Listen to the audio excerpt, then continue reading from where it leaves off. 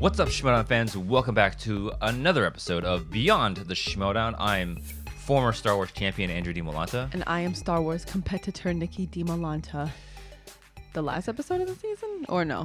I don't know. Last episode covering the Schmoedown seasons. There you go. So, there you go. what an event. What an event. What an event. Everybody. And again, we're putting our episode up late because we weren't in town. Yeah, we were a little busy that week. And we did our freaking flight got delayed like 6 hours. Oh, well, I'm okay. That's a bit much. It was like 3 hours. It was a little bit over 3 hours. Yeah. But that sucked. Yeah. We could have gotten, we actually could have shot our show, but we wouldn't have wanted to, but we would have gotten, we were supposed to get back at like 9. Ended up getting. Oh, like when we got back? For a second, I thought you meant in the airport. I'm like, no. No. Like when we get back, we could have. We could have. But not.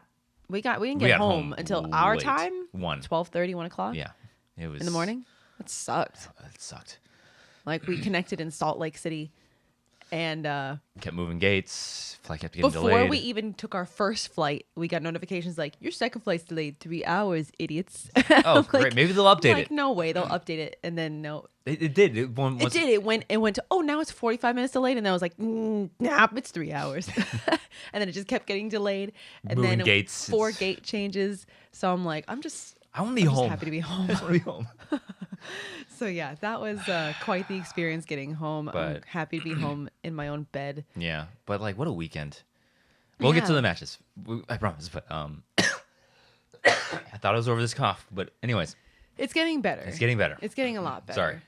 Yeah. But it's great. It was a fun weekend. Great to see everybody. Yeah. I mean, a lot of people we haven't seen since 2019. Yeah. December of 2019. Yeah. In person. January of 2019, because we were there for the draft. Oh, I thought that was in December. No, it was in January. My bad. Well, potato, right? Yeah, basically. Basically around the same time. But yeah, it was so much fun. Good to see everybody, getting to talk to everybody, getting to meet people for the first time ever. So many people. This was the first time I got to meet Coy in person. I know. Same time I met Sam in person. I was like, God, I was so happy to see everybody, and it was just such a great weekend, regardless of how things shaped out and all that stuff. But it was great to meet everybody. Yeah. Genuinely, it was like people. Truly. It was. She knows who she is. She knows who she is. There's people coming up to us, love your show, and there's a couple of competitors. Really humbling. A couple of competitors that came up to us like, we love your show. I can't believe that. You know who you are. I can't. And it was just so flattering just to say that two particular competitors that were like, "You watch your show." I'm like, you don't have to friggin' lie to me. Like they know who they are. I still have a hard time believing that they do, but I'm just like, wow. Yeah. I'm just blown away, and very humbling. If the day anybody wants to listen to these two idiots talk about stuff, we won't be in the Schmoedown forever, but we will continue to do the show as long as there is a Schmoedown. Yeah. Unless something like drastic happens that we're not able to do it, but as long as the show is on, we will be Beyond. Will be here. Yeah. So it's a good time. It was a great time, but we might as well just get into it because there's a lot. 5 round matches and then some. No need to be around the bush. So again, spoilers. Oh my God! If you haven't watched it, please, and you don't want to get spoiled, please do yourself a favor. Come back later or whatever. So and we'll go in order because why not? We're not gonna, because there's big things that happen. We don't want to go out of order. Might as well. It's spectacular. Might as well do it justice and go in order. We might go long on one of them, but we'll get there when we get there. So, pardon the coughs. Sorry, it's getting there. First match was we had the anthem by Miss Somerville. Mm-hmm. It happened. Moving on. We had the teams match. She tried. We have our teams match. We have Shazam, of course, of the Quirky Mercs. And that is William the Beast Bibiani and Brendan the Kid Meyer, the defending champs, versus King Arthur of the Finstock Exchange. Of course, King Khan and downtown Artie Nooms. King Arthur, let's effing do it. The entrances. I have to talk about the entrances because the whole exchange comes out with them, and our team wasn't able to walk down the stage, but we were able to be at the bottom. And like when the exchange is coming down the aisle, like we were told, like, boo them, trash talking, Calm mean down. mug. And I'm so terrible. And I'm like, boo, this is awkward. I'm like, what do I do? Boo, but nice to meet you. Nice to meet you. First time meeting you, but you. I don't know you, but you. So that was super awkward though. But I was just like, what do I do? I don't know what to do. What do I do with my hands? Yeah, exactly. So but it was fun though. Round 1. Brendan missed the question about Coyote Ugly and American Pie 2. Yeah. Con missed the question about Malcolm McDowell. Brendan and Con missed the movie release date question. Con and Nooms missed something about Wesley Snipes. Bibiani, however, the beast himself, got a perfect round 1. He missed the bonus. It's not flawless. That's But a okay. perfect round. That's okay. It's still there. It still counts. 12-13 in favor of Shazam. Is that math right? I don't know. Yes. Yeah, there was a couple of hiccups with the scoreboard. Yeah, the this one. scorekeeping was a little wonky at times, but you know what? We're all human. So I'm not gonna blame. I don't even know who the scorekeeper was. If I'm being I quite don't know, honest. Yeah, it was the So- first match of the night, so and first live event since New York, so Yeah, it's kind of like there's a lot. There's a lot to always handle. gonna be technical issues, and we'll get into that too. Yeah. Round 2, King Arthur spins Pixar. They decide to stick with If it. they like it. They got a perfect round 2. Knocked it out of the park. Shazam goes. They spin David Lynch. Perfect round 2. They knock it out of the park. Heating up. 24 to 25 in favor of Shazam. And also, while this match was happening, we knew that my match was second. Yeah. So I was like, I can't be in the crowd. So we were downstairs. We were down in the green room, and we had a monitor with a live feed of the show. and it wasn't the stream. It was not the stream. Just It was a like- camera that was behind the right side of the stage. If you're looking at the stage, it was the left side of the stage. Yeah. And so all you saw was like the backside of those competitors. So we were just staring at the backs of Bibbs and Brendan. And I remember we're like, But what? there was no sound on the Yeah, TV we're either. like trying to So we gauge were what's like, going on. It's like, Brendan is like just Brendan. He's just like nervously shifting. yeah, and that's what I wanted to say because like we're just like, all right, we got to gauge out something. I can't really see Bibbs' face. I can't really see Con's face. He's too far. It's like the only one I can clearly see is Brendan, and like, but Brendan's He's always just, nervous. He's just always nervously shifting. He's always shifting. He And has that chaotic energy. I can't blame him because Yeah. I was shifting a little bit too. Yeah. And I tried to bring up the feed on my phone so that we could at least maybe hear it, Mm. but the internet didn't work. So I was just texting I was texting Amber and Maxwell like, what's the score? Yeah, I tried to text Damon at one point. I'm like, what is going on? We have no feed down here. I don't know if it went through or it took a long time to go through. But then like I think I can't remember what round it was. And he's like, oh yeah, no, he texted me back at the end of the match. Thank you, Alex. And like, thanks, Alex.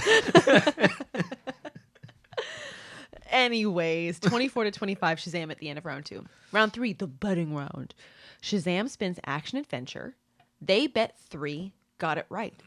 King Arthur bets 2, they miss it. 22 to 28 in favor of Shazam now. It's a big swing. Round 4. Griff got 2. Sorry, Artie. Artie got 2. Brendan got 2. Bibbs missed 1. 24 to 29 now in favor of Shazam. Round 5. Sorry. 2-pointer for King Arthur. Con takes it. Directors. Who directed the films All the Money in the World and Legend? Ridley Scott. Got it. 3-pointer for King Arthur. Nooms takes it. Rom-coms. You'll find The Shop Around the Corner, an independent bookstore owned by Meg Ryan. And what rom-com? You've Got Mail. Got it. You okay over there? Sorry. Oh my God. That was a little burpy boy. Burpee boy over here. 2-pointer for Shazam. Bibbs takes it. It's comedies. Paul Hogan stars in the titular role of this 1986 comedy, which takes place in the Australian outback and New York City. Crocodile Dundee. That's a knife. He got it. That's where that comes from. Yeah. That's what I thought. Never seen it. 5-pointer for King Arthur. 2010s. Every episode. Almost nearly every episode. It's like, what? It doesn't. We're not watching Star Wars anytime soon. No. We are not. Gotta catch up on our lists. We got to catch up on a lot of stuff, and I got to give my brain and my mental health a break. Not even fucking joking. 5-pointer for King Arthur. 2010s. John Goodman plays Frank King, one of the owners of B Movie Production Company.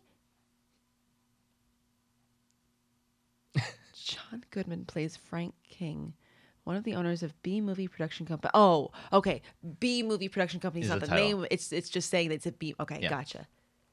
King Brothers Productions. In what 2010's biopic that features Elle Fanning and Michael Stolberg? Trumbo. Got it. Okay. I've never heard of that. 3-pointer for Shazam. Oh, word? Yeah. Oh, word? Yeah. Got it. Trumbo. Okay. Brendan Takes It. It's dramas. Christopher Plummer played journalist Mike Wallace in what 1999 film co-starring Al Pacino? The Insider. Got it. 5-pointer for Shazam. 1980s. What 1989 family film follows a boy and his brother who hitchhike across the country to compete in a video game championship? Can I just say, I knew this one too, so I'm very, very happy about myself. Really? Yeah, I knew this answer. Never heard of it, never seen it. Seen it once for some reason, stuck in my head. I knew it. I just need to say how much I love Brendan Meyer because Viviani did that thing where you kind of have like a little preamble before the answer, and I forget what he said, but he was like, I love the Power Glove. Little preamble, you know, and you can actually hear Brendan like, say it, just say it, dude, just say it, say it, no, just say it. He's like panicking, like, if you don't say it, we're not gonna win. You can hear it if you turn your volume up. He's like, say it, just say it, just say it. Anyways, it was the Wizard. They got it with that. 34-39, Shazam retains the team's title. And I think because like this one I could judge off of both of the reactions, yeah, of course. And I'm pretty sure Dan was getting ready for his match downstairs in the green room. He's Merle? not. Yeah, Merle. Wow, first name basis. I know. I mean, I don't think there's any other Dan that I'm aware of off the top of my brain. He's in his little nook in the green room. He's going over his notes, and I think I literally like clapped and like, yeah. And I think I scared him. Oops. Yeah, because then I think Mara heard me and she goes, "Oh, Dan, they won." So, but I am beyond happy for Shazam. Clearly, there's a little bit of a bias towards the Mercs in this house. But you know, King Arthur, what a run! Oh I mean, my this God. is a team that came out of like we knew they were really great players. Yeah. But like they came out of nowhere. Yeah, exactly. So like these are two players that we really didn't know much about coming in, and Khan was one of the players that Christian was like, I don't remember that name. Yeah, exactly. I don't think that name was on the list. So like, the future is bright for that team if they decide to stay together. Khan has a bright future in this. I mean, you don't know. I mean, enough said about Nooms. Like, I'll get to. We'll talk more about Nooms later, but like, Khan has been fantastic. He stumbled a little bit here and there, but like I said before, we're all human. Exactly, but like they performed really well. It's just that betting rounds was what swung it. Yeah, that was pretty pivotal. Yeah, because like you look at the rest of the match, not a whole lot of misses by Khan, but there's more misses by Brendan in the first. And they both had perfect round twos. Yep. And and they performed very admirably in the speed and all that stuff. But I've said it before many times. I was talking to many people this weekend. It's not what you miss. It's when you miss it, and they missed in a critical moment. Mm-hmm. So hats off to them for a great run. Missing in a round where you can actually get negative points. Exactly. It cost them. But my guys, like I've wanted this for them, because we all have our curses in the Schmoedown. Yeah, and everyone loves to say that Shazam only loses at Spectacular. Yeah. And I just love that Bibbs is like, only sometimes we lose. Yeah. We all have our curses. Mine is getting to Spectacular. And for Shazam, it was winning that Spectacular. And with this, it's like, you can't... I mean, that Patriots run, it's a different era. It's a different time, much different time. But they have the best record in the movie true Schmoedown as a team. They do. They only have 2 losses. And it feels like they've been together forever. They've only been together, 3 seasons? That blows my mind. Exactly. It feels like they've been around for much longer than that. I've said it. Christian said he's willing to say it now. He's getting closer. He's getting closer. Did he say he's ready to put them in the top 3? It's like something like that. Okay, I'm assuming his top 3 is Patriots, Shirewolf, Shazam. Yeah, I would assume.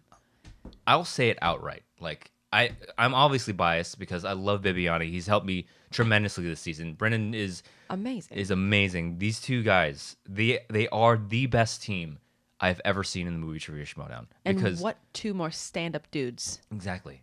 So Not to say not that has any reflection on King Arthur, but we have. I mean, we only got the opportunity to meet Khan and Nooms this weekend for the first time in person. Well, first time ever at all. Yeah. Not even we never even talked to them over like a Zoom or anything. Mm-hmm. But like Bibbs, we actually like.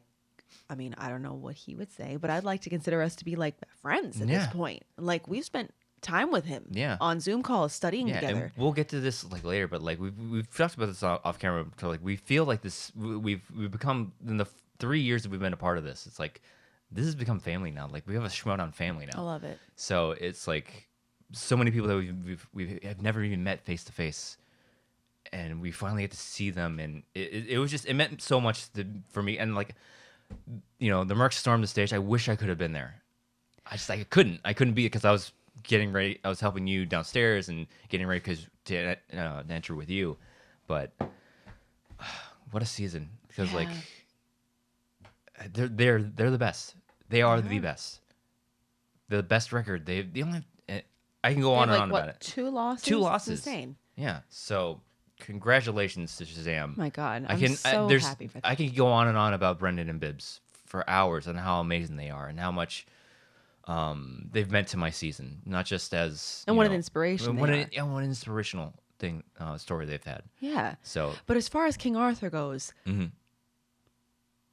Watch out, them man. two ain't going nowhere. No, there's no way that you can't. We don't know what next season holds, especially with like shakeups coming with like factions and whatever. I don't know what's gonna happen. I don't know who Tom's gonna Dagny, Gucci, whatever you want to call him. I don't know who he plans to retain.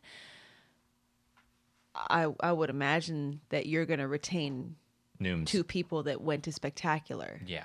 And have performed at top tier all season. He has room to excuse me he has wiggle room. I mean, I have my ideas as to where how I think the exchange might look. Yeah, I might be wrong. Yeah, so it just really comes down to how things will shape out team wise. Like who are you able to keep, how many you're able to keep, and all that stuff. I forget what Christian has actually announced. So we have no real kind of we can have our guesses, but yeah. You got to keep these 2. But these 2 aren't going anywhere. Yeah. And even if they do, if they somehow manage to go elsewhere, I still can't wait to see what they do. Yeah. I would love to see them stay together. Yeah, because that's a solid team. They work really well together. Right, but if they don't, they would have a fun dynamic. I think the 2 of them would have a fun dynamic with plenty of other people in the Schmoedown. Yeah. I know people suggested like, oh, wouldn't it be fun to see like Horowitz and Nooms, blah, blah, blah. But also, I just kind of would like to see these 2 stick together. Yeah. So we'll see what happens. We'll see who Dagnino retains, what he does. I don't know, the next couple months, whenever all that stuff starts dropping. Yeah, but nearing the beginning of like January, I think this is the time like December is just like, all right, everybody's on a break because the holidays coming up. And you just need it. Everybody needs it. Yeah. So, yeah. Fantastic match. I mean, it really just it came down to the betting round. That's all it really came down to. It's not like nobody like kicked the bucket or nobody got beat down. Yeah. It just there's always going to be some point in the match where it's like, okay, that's where the swing kind of happened. When you get like that multiple point kind of swing, it's like, okay, that's what happened there. Mm-hmm. But no, it was a great match. I'm so genuinely happy for Shazam. I love those 2 guys. Yeah. And I also, I love them because we've spent time with them. Yeah. On, virtually and in person. Mm-hmm. But I also love King Arthur just in a different way because we haven't really gotten to establish much of a relationship with them. Yeah. But I do love that we got to talk to them. Like we actually got to talk to Nooms a little bit backstage. And I was like, wow, this is crazy. Khan, I love you. Finally to meet Khan too. Yeah, I love Khan too. So it's really cool that we got to be able to see them finally. I'm hoping we get to see them again at some point in the future. At some point. We'll see. But yeah, crazy match. Moving on. All right, we got some kind of nerd match. We got Star Wars. We have me of the Usual Suspects versus Thomas the Major Harper of the Den. Let's get into it. Round 1. We both got perfect rounds. Thomas got the bonus. Let me go ahead and just say something right now. Yeah. Let me go ahead and just say something right now. When we first got on stage, I'm I mean, I don't know if this is gonna like stay in the cut when it gets like released, because right now it's still just a Patreon Yeah. thing. I don't know if once they like do They the polish final it up. cuts and polish it up, I don't know Yeah. if this is gonna stay in there. Mm-hmm. But I know Sam at the very beginning of the match, he leaned over to me at one point and he was like, "Are you having a hard time hearing them?" And I was like, "Yes." Yeah. Because like when I first got up on the stage, the only way that I can describe hearing Mark and Ken talk, which I love that Ken was there. Yeah. The only way that I can describe hearing them was like Charlie Brown's teacher, like a wah, Wah, wah, wah, wah, wah, wah wah, kind wah. of thing. Yeah. And I panicked a little bit because I'm like, I'm having a really hard time understanding what they're saying. And maybe it's just me. Mm-hmm. But luckily, Sam was like, "Are you having a hard time?" I'm like, "Yeah, definitely." And so he said that. Not that there's anything they could have like, snapped their fingers and done about it. Mm-hmm. But when that bonus question came up, I do not recall ever even hearing the word commander in the question. Because I'm sure there are people out there like, why would you write commander if commander was in the question? And it's like, well, because I don't even remember hearing it in the was question. hard. It was hard to hear up there. Like, I just remembered hearing like, Clone Trooper or whatever, CC 2224. And I was like, it's Commander Cody. So that's why I wrote commander. Yeah. Like, I just straight up, complete honesty, complete transparency. I don't even recall hearing the word commander. Obviously, it was in the question. Yeah. But like, I just didn't remember hearing it while I was up there. I don't know. Mm-hmm. So I wrote commander. And what kind of luck do I have getting a military rank question against an active duty military guy? It's funny how the Schmoedown Funny works. how. Thanks for that one. You weren't the only person to have trouble. Mike had trouble hearing. You can definitely see Dan being like leaning in to hear the question. So it was. It's an issue. It wasn't ideal. It wasn't an ideal situation, It is what but it is. you work with what you're given, and Yeah. So whatever. It is what it is. Whatever. You win. You miss some. You get some. You win some. You lose some. Yeah. So by the end of round 1, it was 10-11 in favor of Tomas. Round 2. Thomas goes first. He spins away from the Force Awakens. I'm assuming that was for my benefit, so I could get it for the 20th time this season. Probably wouldn't have taken it either. Anyways. I don't know. Yeah. And then he gets A New Hope. And what a zinger to call out Alex Damon on that one. That was like a woof. He goes to multiple choice one time, surprisingly. I was really, really hoping he would miss it. Because, yeah. Yeah. Anyways, he got it. And I was really hoping that he would. I mean, I was poised and ready to take any one of those. Yeah. So I was really hoping. But, whatever. It is what it is. I spin away from revenge. Because I wasn't feeling it. I just wasn't feeling it. I was telling Sam at the beginning, because sometimes it's a matter of how you feel in that moment. Yeah, like on the day. On that day, like, I don't know. Yeah, like maybe that day wasn't feeling prequel you can era. say whatever you want to say before something happens, but when Yeah. you're like in the moment, might be a little different. And so, I remember telling him like right before the match, I'm like, I'd probably spin away from this. And then Yeah. I spun it and I'm like, well, Yeah. I guess I'll spin away. But I got mixed bag. And it's kind of like, okay, whatever. Like Sam said, it's just it's a continuation of round 1. Yeah, in some ways, mixed bag because you're already in that mindset. I don't really get worried about mixed bag. Yeah. It's just, it happens to be what you give people for opponent's choice in Star Wars because it's not focused on one movie. Yeah. But getting mixed bag is like, okay. Yeah, we just did mixed bag in round 1. So exactly. I don't care. So your mind's already in that space anyway, so it's like, okay, sure. But what is funny is that my first question was about Finn's first line in Last Jedi after he comes out of his little sleepy time coma. And then my second question was about Rogue One. Yeah. But I forgot that I was in mixed bag. Wait, what? So when they mentioned Jyn Erso, I was like, what? I was like, oh, right, it's mixed bag. But luckily, I mean, it went pretty well. I got a perfect round 2. Oh, sure. So that was cool. So now it's 20-20 after round 2. Tied it up. I'm pretty sure I scared multiple crew members backstage because I was like, you can hear me if there was a mic backstage, you can hear me yeah, tie it up.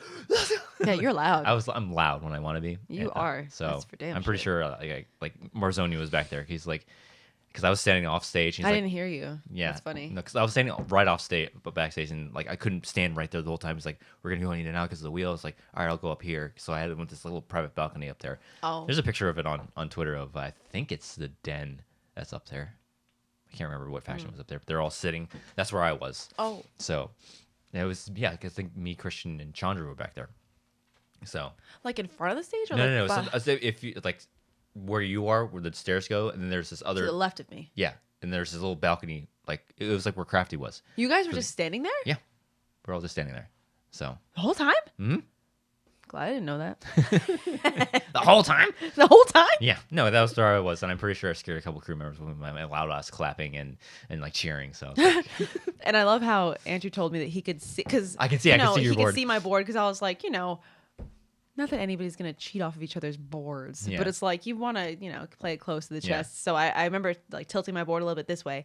Oh, okay. So let's go back to round one. Oh yeah. So there's one thing that I'm actually really glad happened in round one. The second question, Mhm. it was about what was the last word in the Phantom Menace, Yeah. and I know that Mm-hmm. as evidenced by the fact that I don't know, I got it right.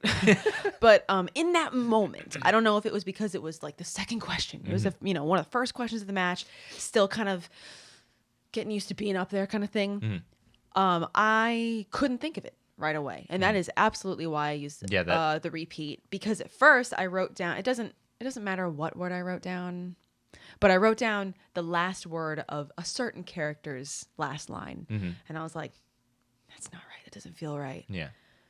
And so I'm like, no, that's not right. And I know this. I'm panicking a little bit. Yeah. I'm like, that's not right.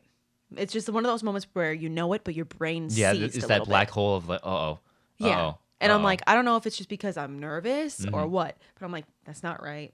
So I did a JTE. And then I started writing another word that was the last word of some other character's last line. your brain's just like, not that And character. I'm like- not that character. I'm like, no, that doesn't feel right either. But luckily my brain like finally was like jumped, Yeah. Yeah, Yeah. and it Like was like, it jump started oh, itself. right. And I was like, oh, Bibiani at the free for all, peace.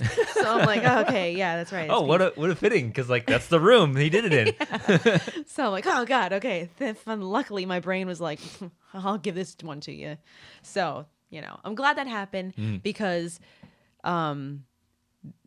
that kind of moment where it's like, it's a question No, yeah. but your brain is just like, there's not a thought going on in here right now. That's a terrible feeling.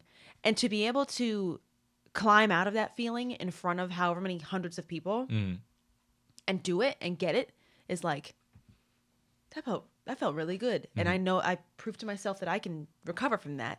So that felt really good. And Yeah. I'm glad it happened because experience outranks everything, right? Yeah. So I'm really glad that happened. Yeah, there's like another time where you were, I think it was the Raincore question, Oh my God. where I could see you writing something down, and like I knew, because I obviously I knew the answer, but I Right. knew you were loosely there, Right. Like because we've talked about it in passing before, so I'm In like, passing. yeah, and I'm like, does he remember us talking about this? So I'm sitting there, I'm like, I know it's Dathomir. I know we've talked about this. I'm trying to incept it in your head, like from backstage. I'm like, Dathomir, and like it's getting down to like 5, 4. I'm like, come on, Dathomir. Yeah, I took a minute to write. Yeah, and then like I see you start writing. I see the D A. I'm like, yes, she's got it. No, because I do remember coming across it in passing. Yeah, and we've talked about it at like, one point. very loosely. very briefly, very Yeah. loosely, because I just remember thinking like Dathomir. Yeah,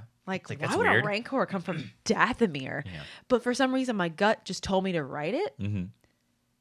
And for the briefest hint of a second, You I was almost like, erased it. should I erase this and write Tatooine?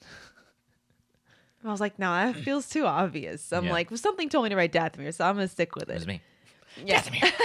Dathomir. But yeah, luckily, that brief conversation we had was my reaction of like, why would it be Dathomir? Was enough to at least stick in my brain Yeah. to get that onto the board. So that worked out pretty well. Round 3, the betting round. Thomas spins Phantom Menace. We both bet 3. No surprises. No surprises there. It was how many Gungans are on the High Council and whatever. It's of course 5. 5. Whatever. 23 to 23. Round 4. The buzzer round. Thomas got 3. I got 2. Yeah, I should have gotten more. I'm disappointed in myself. Yeah. That's for damn sure. We've talked about this. I just think we obviously we prepared for the buzzer round as much as we can. It's just I don't think we were anticipating, because you can only prepare with your own questions so many ways. Right. and like your questions will They might be structured a different way. So I think we underestimated the structure of the questions. Not that we underestimated them. There was one thing that happened that there's no need for me to explain it. I'll keep it to myself and you. That is something that I'm like, okay, cool. I'm going to take that and I'm going to learn from that. But I mean, obviously we both knew every answer. Those were very gimme questions. Yeah, they were very gettable. Very, very gettable. I don't even remember hearing the name Ahsoka in the first question. Yeah. So I was like, damn it. Yeah. Like, but yeah, and that's what the buzz around really comes to, because like I remember talking to PJ and other competitors and all that stuff. It's like, yeah, the questions are always that way. It's just it's reaction time. That's what the buzz around is. Yeah. So no, I definitely should have gotten at least one or two more of those, and yeah. I don't know. Now that you've experienced both, which one do you prefer? I don't know. It's hard to say because I've only done both once each. The thought of doing 10 questions in Fast Money is terrifying. I'm like I haven't done a buzz around yet, but my experience with Fast Money and watching excuse me and watching buzzers, I much prefer buzzers because it's less likely of overtime because of the odd number of questions and the fact that it is reaction time. Yeah. So no, you know, it is what it is. It happened. I definitely should have gotten at least one or two more of those. But as I feel like, and not that I'm trying to like lay blame because I'm not, but like that one awkward moment when we were like testing our buzzers before round one, when Mark asked me my test question, I feel like that is awkward evidence of that I was having trouble hearing because he said something about his dog and I thought he asked me what my daughter's name was. Yeah. And so that's why I like awkwardly paused. Like, are you asking me about my daughter? Her name's Kayla. Like, and then Sam rescued me. He was like, he's asking about his dog. I'm like, oh God, your dog's name is Molly. Buzz. Okay. All right. We got it. I thought you asked me about my daughter. Or like, that's what I heard. Sorry. But yeah, it was kind of hard to hear up there, but it is what it is. Yeah, You know, what are you going to do about it? So by the end of round 4, it was 25 to 26 in favor of Thomas. Round 5. 2-pointer for me. Creatures and alien races. In The Phantom Menace, what species is Jedi Master Adigalia? This is a 2. Thalothian. That was quite a 2. That's a 2? That's quite a 2. That was quite a 2. Thalothian. But I definitely knew it because we have the reason that we know that one. Yeah, we have our own little... You know, we have our own reason that's funny to us. Yeah. 2-pointer for Thomas. Revenge. What is the name of the woman who would become Princess Leia's adoptive mother, Bria Organa? That's a 2. That's a 2. 3-pointer for me. Solo. This is a 3? Seriously? No, I'm laughing because I did speech to text and Dryden Voss speech to texted it as Dragon Boss. Okay. That's not his name. Yeah. But still, this is a 3? Dryden Voss uses a blade to kill the regional governor. What is that blade called? I understand what you're saying, but also, like I said, yeah, we've been waiting for this is one of those situations where there's been in our notes for like 3 to like almost 4 years now. Like, how have we not gotten to this point? But anyways, we finally did. Cayuzo Petter. I'm not sure how you're supposed to pronounce it, but that's how we've always pronounced it. Yeah. So, got it. 3-pointer for Thomas. The Force Awakens. The Force Awakens was nominated for 5 Academy Awards. Original score, sound mixing, sound editing, visual effects, and what else? Film editing. He got it. Down to the 5s. 5-pointer for me. Vehicles, weapons, and technology. What class of Jedi starfighter does Obi-Wan pilot in Attack of the Clones? That's another one we were waiting for. Yeah, this has been my notes forever. And this was one without explaining why too much. This was something that I definitely dove into a lot because I was having trouble remembering it for a while for a very specific reason. Yeah. And we just kind of talked about it at one time and you explained something to me and why it was this and not that and blah, blah, blah. So it was cool that came up because it was something that I had the hardest time remembering for the longest time. Yeah, I remember saying like, if this is why it's this and not that, you know, for this reason only. Right. This is why it's that and that and not that. Right. So yeah, I'm glad it came up. Yeah. So I said that it was a Delta 7 Aethersprite, Jedi Starfighter, Aethersprite. I don't know. I don't know if they were looking for Aethersprite class or if they were They looking might for have the just been Delta looking 7. for Delta. I don't know if they were looking for Delta 7 or Aethersprite class. I'm not sure. So I was like, let me just say it all. Let me just cover every base. So anyway, I got it. 5-pointer for Thomas, Phantom Menace. In the Phantom Menace, what is the homeworld of Jedi Master Yarael Poof? Quarmia. Of course, he got it. Yeah. So with that, 35-36 in favor of Thomas. Defending his belt. Good for you. No, for real, though. He's a good For guy. real, good for him. He's a good guy. Yeah, I mean, it stings. It definitely stings. It Yeah, sucks. I mean, you can't deny his run. I mean, he was crowned before he was even That's what competed I'm in a saying. match. The whole angle of like, oh, where was the support? Herp, derp, blurp. And it's like people were ready to give you the crown, the belt, before you even played a match. It's clear that the Den is turning heel and he's turning heel with them. Right. But it's like, find a different way, because like everybody, even when he was announced, even before he got drafted, they crowned him. So it's like, get out of my face with that. Barely a rookie when you're coming in with that much Exactly. of a background. Exactly. So it's like, tell me, it's like, call me when you're 0-2 and people will say you can't do it. But And your career's over. yeah. And whatever. But yeah, congratulations. Like, No, it's a very impressive run. he Very did impressive season. he did exactly what everybody thought he was going to do. Of course. So like, and everybody loves the story. The undefeated rookie takes everybody down and wins the title. So it's like he's the Adam Collins story of this season. Everybody that was Star Wars, yeah. Yeah, but coming into this season, everybody was like, when's the next Adam Collins story? Who's Right. he gonna be? It's clearly Thomas. Yeah. That people were saying that even before he played a single match. The only difference So- is that Adam Collins, I feel like, It was out of nowhere. I mean, I think he played in fan leagues. Yeah. But But relative, I mean, I yeah. don't know. I don't know how many people watch the fan leagues. Yeah. Full disclosure, we don't watch the fan leagues. I don't know. So as far as we're concerned, Adam Collins came out of nowhere. Yeah. Thomas has won Dragon Con Like 4 or 5. 47 times. Yeah. So when you're coming in with that kind of resume, you're going to do well. Yeah. So Yeah. it was really no surprise. Yeah. But it's still impressive because winning a tournament is not easy. Yeah. Winning a title and defending it Is not easy. I know firsthand. That first defense is just like, I want to do it. Right. And if you don't do it, then like everybody's so quick to turn on you when you don't do something that, you know what I mean? When you in don't, your experience, yeah. when you don't do it, people will turn on you in a split second.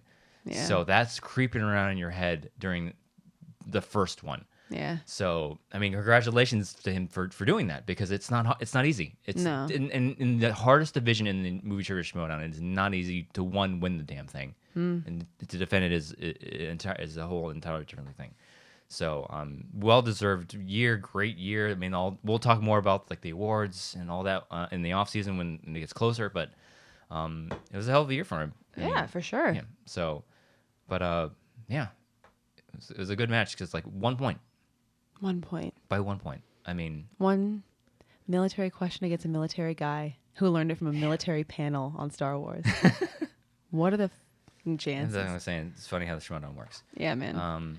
But yeah, I mean, people will talk. Well, there's all this talk about who will Star Wars Player of the Year be, and like all that stuff. But we've been talking about this off. We've been talking about this since Saturday. Since the loss. When you look at this year, there's one name I want everybody not to gloss over. There's one name that I think you can't deny who dominated this division this season. And I will say dominated because, yeah, Thomas won the first tournament. He won the title from me, and he defended it. Great run. But when you talk about dominance in this goddamn division, the name Dimalanta better be the first thing out of your mouth. We started the season by beating. I'm going to say we a lot because, yes, it is not me that did this. It is us that did this. We did this. We started the season taking down somebody that said we'll never be beaten. And even after I did that, after we did that, they said, you're not going to do it again. What did we do? We did it again. And for 6 months, that damn belt was sitting on this desk. For 6 months. The name Dimalanta was at the top of this division. When I lost it, what happened? Another Dimalanta came in and picked those pieces up and ran through the second tournament and continued the dominance of the Dimalanta name in this division. I'm so incredibly proud of what we were able to accomplish this season. Because the year before this, it was the Dimalanta name was done. There's no way you can come back from this. What did we do? We turned around and we dominated this division. I don't care what anybody says. Sure, Thomas will probably win Star Wars Player of the Year. He's going to win it. There's no denying it. The undefeated champion, undefeated rookie phenom will probably win Rookie of the Year. He'll win Star Wars Player of the Year. But I will have none of that. When you talk to me about how our season went, we dominated this division. And I said it on Twitter after the loss. We'll brush ourselves off. What do Dimalantas always do? What have we always done after? I'm tired of the whole conversation of next season. Oh, we'll get him next season. For the longest time was we'll get him next season. What did we do after the 2-0 start? We came back and we went to the finals of the first inaugural Star Wars tournament. And after that crushing defeat, what did we say? We said next season. What did we do this season? We dominated. So I'll have none of that. I'm so, not just myself, what you have been able to do this season of being drafted, the last Star Wars player off the board, to come within one of becoming the first female champion that the division's seen. You said it before. The second you came off that stage, you went from not wanting to have to do anything with this league. You didn't want to have any part of it. No, I'm here for you. This is your stuff. This is your dream. You want nothing to do with it. The second you came off that stage, what did you say to me? I don't remember. You said, I want it. There's nothing more I want now. I want it so bad, you said. That's the goal next season. We're going to be back here. After every freaking season, we're like, we'll be back. And what do we do every season? We started so strong this season, and we just couldn't cap it off. That's the goal next season, to cap it off. I don't care who has, it'll be one of us. A win for you is a win for me. A win for me is a win for you. That's what's going to happen next season. So,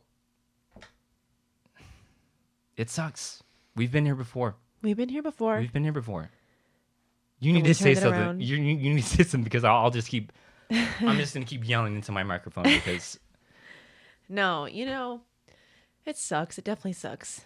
Because we've said it like a million times before.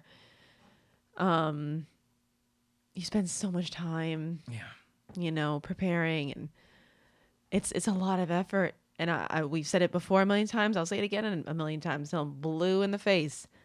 Nobody understands how much time and effort goes into this, especially Star Wars. Not that I want to say that the other divisions don't, because I don't understand how anybody does singles and teams in IG.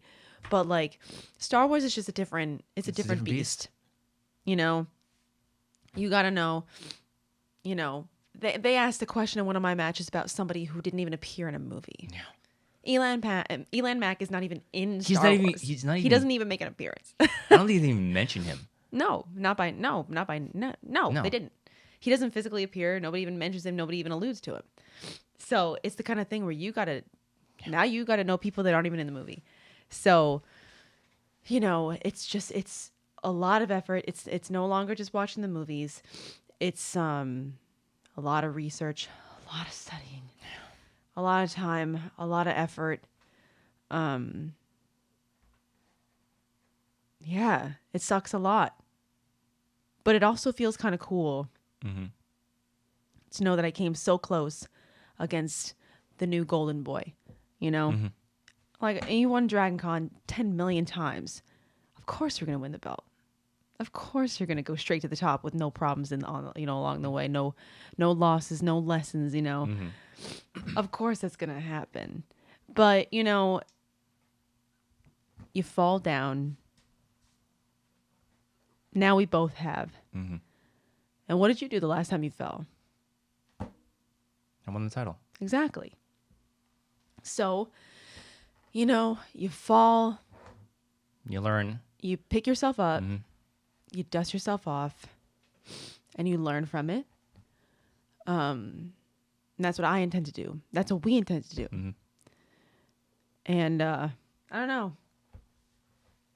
Maybe this year we weren't firing on all cylinders, but you bet your ass we're going to next year. Yeah. It seems like we say that every year. It's like we said it after the last days. You thought I was scary this season.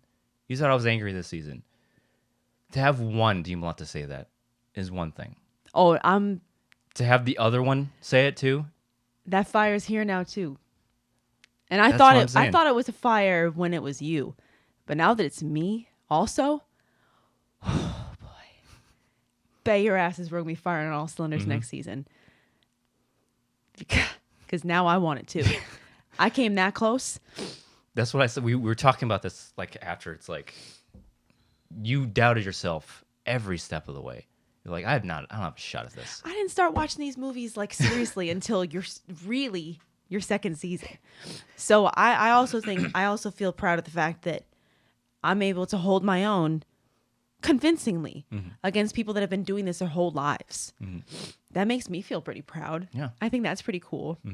Also, one thing that I thought was interesting, I tend to try to stay away from social media when it involves one of us. Yeah. More so you, because you seem to get more yikes kind of opinions on you for some reason. But I try to avoid YouTube comments, Facebook posts, Twitter comments, unless somebody tags you and you can't. Yeah, there's no you can't avoiding avoid it. Yeah. But like I try to avoid social media predictions, reactions to our stuff because I don't need that in my life, you know. So I mean, luckily up until this loss, it was all good for me. It was all wins. Yeah. So there wasn't too much negativity that I saw. Yeah. But one thing that I did see prior to Spectacular, actually, before Spectacular even happened, was one guy, and I won't say his name. I want to, but I won't say his name. But there was one person in the Facebook group. I don't even know what the post was that they were commenting on. Yeah, that's right. But there was one guy that actually said that I ruined the Star Wars division. There was one, I don't know what the post was about. Oh, I think it was somebody saying that they wanted to analyze like the accuracy of rookies or something like that. And who would you want to see analyzed? Yeah. And, you know, they had like, you know, I don't know what the order was, but in the conversation was like Nooms and me and Thomas. And this guy commented that I ruined the division. Hold on. No, did you take a screenshot of it? I sure did. I wish Nikki never told us she hadn't seen a Star Wars movie until a few years ago. Kind of ruined the whole Star Wars league and regulated it as a Christian side project because he's such a Star Wars nerd. And I'm like, what? But yeah, it was just something that it's disheartening. It sucks. It's gatekeeping. It's gatekeeping. Well, I haven't been a fan long enough for you. I'm like, sorry. We don't. If you follow me anywhere on social media, especially on TikTok, I don't like gatekeeping. It has no place in any fandom. Yeah. So It's just kind of sucky because it's like, oh, I'm sorry I ruined the Star Wars division for you because I haven't been a fan long enough. And it's like, also, if I'm not mistaken, Laura Kelly I think she's been in it longer than I have, but she's still a newer fan. Relatively newer fan. I don't think she's been watching them since she was a little kid. How come she didn't ruin the Star Wars division by not being a lifelong? I don't know. I just thought it was an interesting comment.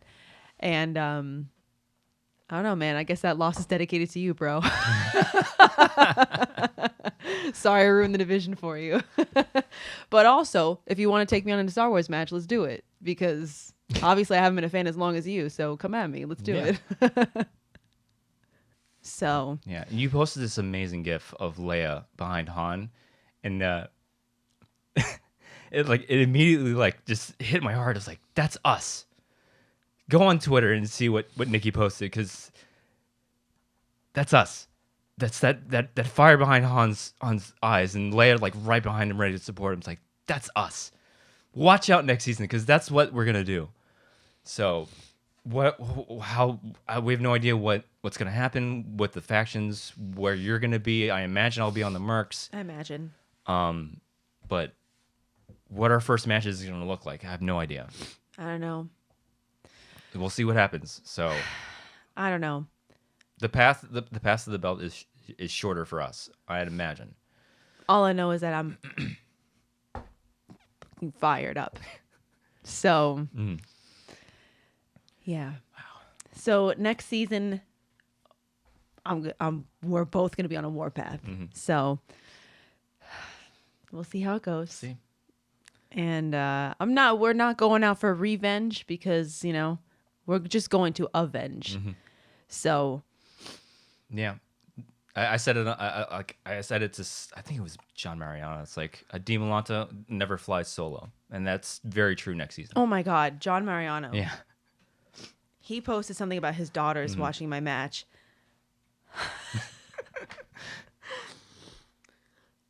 Sorry. He posted something about his daughters watching the match, and I forget exactly what he said, but like just being impressed or like proud. I don't know.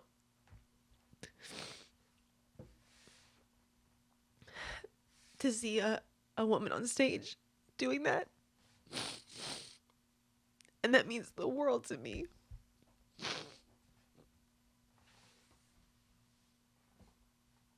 That means the world to me.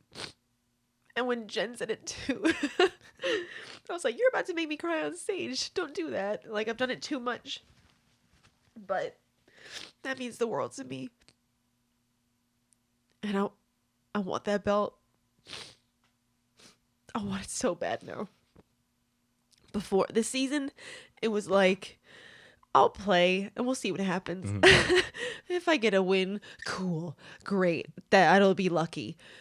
But at this point, it doesn't so much feel like luck anymore. Yep. It feels like I've worked my ass off. And it's worked to an extent. Yeah. So to come so close to being the first female champion,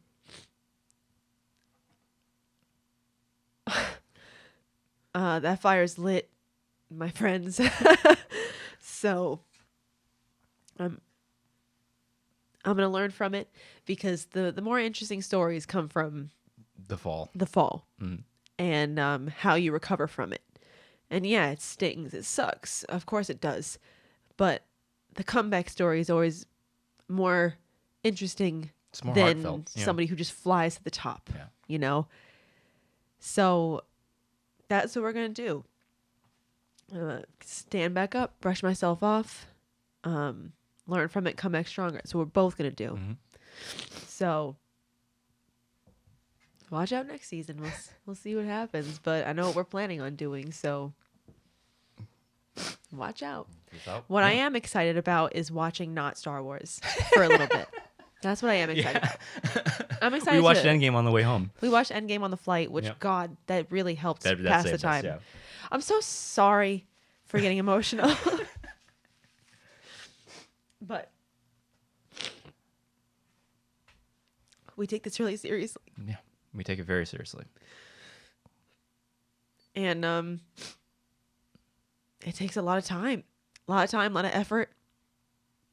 I'm looking forward to the break, because I'm looking forward to Being yourself again. being myself again, Yeah. taking care of myself, and not denying myself and not going, no, I can't watch that. I gotta watch Star Wars, because I really haven't watched any of the normal content on YouTube and Netflix and whatever that I would normally watch. I literally haven't watched any of that in a year, because in the beginning half of the year, it was all you. Yeah. And all I did was study to help you and make mock matches to help you. And then somewhere in the middle of the year, we overlapped with each other, and you held the belt and I had my first match. And then when your season ended, it turned into my season. So I've been going for a year I've been going for an entire year. And so I'm looking forward to taking a break. I'm taking care of myself. Getting the reboot. Yeah, man, it's appropriate. Next season Yeah. is season 9, the reboot, and I'm looking forward to rebooting my fucking brain and watching things that aren't Star Wars. But you know what's stupid is that I've actually had the itch to like open my notes. I already have. I mean, your breaks start like we're telling people like, oh man, how's your break doing? Like, oh, I'm fun. But the second the season ends is when my studying, because that's what I did last season. Yeah. I took my week-long break. It's been a little bit longer than a week this time, but I took my break and then I hit reset on everything, and it's fitting because reboot is the next season. That's what we're doing. Reboot my damn self. I opened my notes for the first time in months. Yeah. So I'm gonna take a little break because I feel like I've earned it. You've definitely earned it. I'm proud. I'm disappointed in myself. No, I say don't be disappointed. I say we'll get them. Like we've said pretty much every. They blow you up today, you blow them up tomorrow. Yeah, exactly. We get them next season. Nobody stays perfect forever. That's what I will say. Nobody stays perfect forever, unless you cut your season short, cut your career short, and retire on top. If you keep playing, nobody stays perfect forever, especially if we have anything to say about it. So we'll see what happens next year because Mama's hungry for it. Mama's fired up now. So this year was kind of like, I'll do it, I guess. But next year is like, I'm going to do it. We got her. It took an entire season, but we got her. Mama's hungry. There's only one thing I want to fucking eat, and it's that. It's that belt. It's that belt. I'll get it. Next match. Sorry for all the emotions. We take this very seriously, and I'm sorry. We love this game. I'm very sorry. On a lighter note. Oh, we should have saved that for last. On a lighter note, it was very refreshing to watch Endgame on the way home. But the problem with that was that we were watching it, and I was like, "Oh, that'd be a good question." Oh, wow! When Tony says what? Barn door protocol. Barn door protocol. That'd be a good question. Yeah. Like, oh, the Schmoedown has ruined us for movies because we're like, oh, that'd be a good question. IG. Fitting. Here we go. Endgame. IG Championship.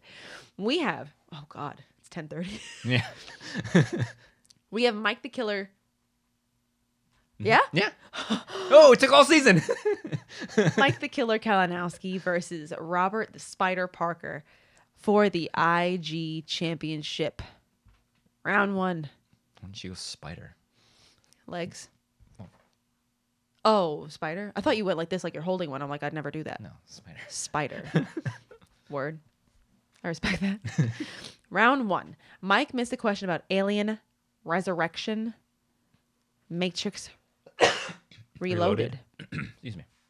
Parker got a perfect round, and he got the bonus. 8-11 in favor of the spider. Round 2. Parker spins away from Jurassic Park, and he gets Marvel. A little bit of a rough round. Yeah. That first question was interesting because it was about Black Widow, and Parker mentioned something about how, I was told by the judges that this wasn't eligible. It's interesting because I think there is actually something in the rule book about when a movie becomes eligible for questions. How long after it's released? Yeah, and I think Black Widow is on the cusp of that.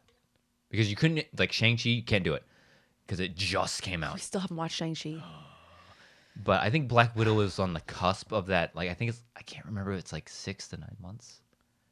I can't remember. Because like new releases.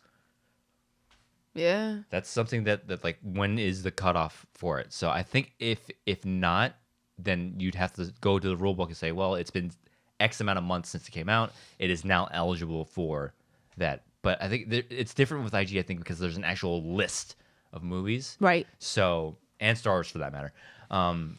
So I don't know. It's a tricky one, but I'd be curious to see what like PJ would have to say about it because he's like, the question writers told me, and then Christian was like, well, we weren't told. So Who knows? It's weird. And Mike kind of was like, I don't know about that, which love I don't Mike. know. He's I think hilarious. you have to consult people and then consult the rule book. I don't know. It's not my not my issue. I don't Not get my place to say. Nope. I don't know. I don't have any word on it because I don't know. Yeah. 8-11 in favor of Parker. Oh, what? No, we're in round 2. Whoops. That was the first question. Yeah, he went to multiple choice because he thought that it was like not eligible, whatever. And then just coincidentally, it was about a James Bond movie that she was watching in the movie. Yeah, I actually did watch this for the first time on the flight over to And LA. you said it wasn't great. Not my cup of tea. Did you know the answer to the question after watching it on the I plane? remember the scene. I just don't know the title of the movie. You're just not like super well versed in James Bond movies. No, not at all. But I mean, how crazy is it? It feels very reminiscent of getting a military rank question against a military guy Again. to get a James Bond question against a Mike Kalinowski who wrote a book about James Bond. Funny how the Schmoedown works. Funny how. So yeah, he went to multiple choice. He missed it, and it was stolen by I don't know, Mike Kalinowski, a published author. Did he actually write a book? Yeah, he wrote a book with Brad Gilmore. Oh yeah, that's right. They announced it, so I knew I could say yeah, it. that's right. Yeah. Because they told us at the event before yeah. they officially announced it, but they officially announced it on social media, so I knew I could say it. But yeah, so it was stolen. Crazy, funny how. He went to multiple choice 2 more times after that. Both were missed. One was not stolen. One was stolen. Rough round. Mike goes. He spins away from Alien versus Predator. He gets movie quotes. Multiple choice 1 time. He missed it. It got stolen. 16-18 now in favor of Mike. Round 3. The betting round. Mike spins movie quotes. Mike bet 2, got it right. Parker bet 3, got it right. Now it's 19-20 in favor of Mike. Yeah, so the back and forth. Round 4. Parker got the buzzer round. Parker got 3, missed 1. Mike got 1. Now it's 21-21. Round 5. 2-pointer for Parker, Batman. Who plays the Riddler in 1966's Batman the movie? Frank Gorsha? Some of these things that I wrote down here were like, it sounds like this. So I'm going to type it how it sounds. Because you didn't have the Well, you don't have the luxury graphic. of the graphic of Yeah, the since it's question. live, yeah. And speech to text is sometimes a bitch. So, you Yeah, know. because you took notes on this after we got back, but except for one match. I took notes on the Roca Bateman match. Roca Bateman? Bateman was sitting next to us for the Roca match. Yeah. The Roca Merle match. Yeah. But yeah, I took notes on that match like at the event, but that was the only one. I don't know why. Yeah. Frank Gorsha. Got it. 2-pointer for Mike. X-Men. In X-Men Origins Wolverine, Stryker tells the general that Wolverine is named Weapon what? Weapon X. Got it. 3-pointer for Parker. Marvel. In Deadpool 2, what is the mutant name of Russell Collins, the unstable mutant Wade meets at the orphanage? Fire Fist? Was that what it was? Yeah. Got it. 3-pointer for Mike. Planet of the Apes. In the film Dawn of the Planet of the Apes, what animal attacks Caesar and his son early in the film? Love it because you hear or you saw Shannon in the back. I just love when you see the managers like they know this one. Yeah. You know, I love it, and I feel like, and I think he actually made a comment about her, like, and they had studied this or something. Yeah. It was a bear. He got it. 5-pointer for Parker. DC. In Suicide Squad, what is the slogan of Bellrive Prison? As seen outside the prison in the opening moments of the film. What a question. What a question. I can't speak to it. I have not seen this film. You don't have to. Okay. I will follow that advice. You don't have to. Till death do us part. Wait, the Suicide Squad or Suicide Squad? There's a difference. Yes. There's 2 movies. Yes. And one is called with a the and one's without a the. Yes. That's so dumb. Really? Yes. Oh my God. I don't know. I have here in Suicide Squad. So it's the first one, I think. Lord. Yeah, the first one you can pass. I haven't seen the second one yet. Be more creative, Hollywood. You're getting paid a lot. Okay. Anyways, it was till death to his part, and he did miss it. That was a hell of a question. I know there's a lot of Discussion. back and forth. Discussion is a nice word. A lot of back and forth discussion, but yeah, there's a lot of discussion on social media about their 2 5-pointers. Oh, well, Parker got a question about like a slogan in which could be like literally millions of things in the English language if you're talking about just a random slogan. Meanwhile, Mike got a question where all he had to do was basically choose 1 through 5. And it's like, it's the game. I don't know what to tell you. It's the game. But Mike is no man to let you talk stuff about his game. He jumped into that conversation, and I say good for him. We bust our asses in this game. And for somebody to be like, but he only got it because he gets lucky because I know Mike busts his ass. Yeah. So, I'm glad that he was defending himself. So, on that note, for 5-pointer Mike, he got Jurassic Park. What Jurassic Park film features the line, do you remember the first time you saw a dinosaur? First time you see him, it's like a miracle. Jurassic Park Fallen Kingdom. He did miss it. And Shannon was behind him. She definitely reacted. Yeah, because I remember talking to her about this because I remember her reaction. She's like, yes. Like we talked about this kind of thing. Yeah, because in the moment I was like, oh, Shannon knows it, so Mike must know it. But then I remember talking to him afterwards, and she's like, we talked about it. We went over it, and he couldn't pull it. So it was just unfortunate. So crazy. 26-26. Now we head into sudden death. The only sudden death of us spectacular. Question 1, Iron Man 2. Something about Iron Man 2. They both got it. Oh, with the Queen song. Yeah. Another one bites the dust. Question 2, something about the Losers. Never heard of it. They both got it. Question 3, something about the Lord of the Rings. They both missed it. Oh yeah, squirrels versus mouse. Mice. Question 4, The Dark Knight. Something about Commissioner Loeb. Yeah. The one that got poisoned. Yeah. R.I.P. Yeah. Am I right, ladies? Gordon takes over Uh, as. question 5, Star Trek. They both missed it. Something about who says a line at the end of the movie. Yeah, like the famous last lines. Yeah, that was Uhura. May the Force be with. Oh, wrong franchise. Get it? Question 6. Oh, Star Wars. It's crazy how big moments in Mike's matches have come down to a Star Wars question. He won on Plo Koon, being shot down over Lost on Cademonia. Ninka. He lost on Ninka. And then here we go. He gets a question from Empire about, was it whose first line? Whose first line? Or just who said it? No, whose first line in the Empire Strikes Back is "There's a great disturbance in the Force." Right. And Parker said Vader. It's a good guess. It's a great guess because he was right there. It's the exact scene. Yeah, he's in the right scene. But Mike said the Emperor, and so Mike got it right. So with that, 29-30 in favor of Mike the Killer Kalinowski. Now the 3-time defending champ. Yeah, 3-time defending champ, 3-time champion. Yeah. Wild. Somebody should put like Wolverine claws on him. Like, oh, 3. Does he only have 3 things? Yeah, Does he only have 3? 3 claws on each hand. So word? three-time. Make a Mike thing where he's just holding up one hand. Because if you do this, it's 6. Nah, that's just Well, no, because like one for times he's won the title and one for how many times he's defended it. Yeah.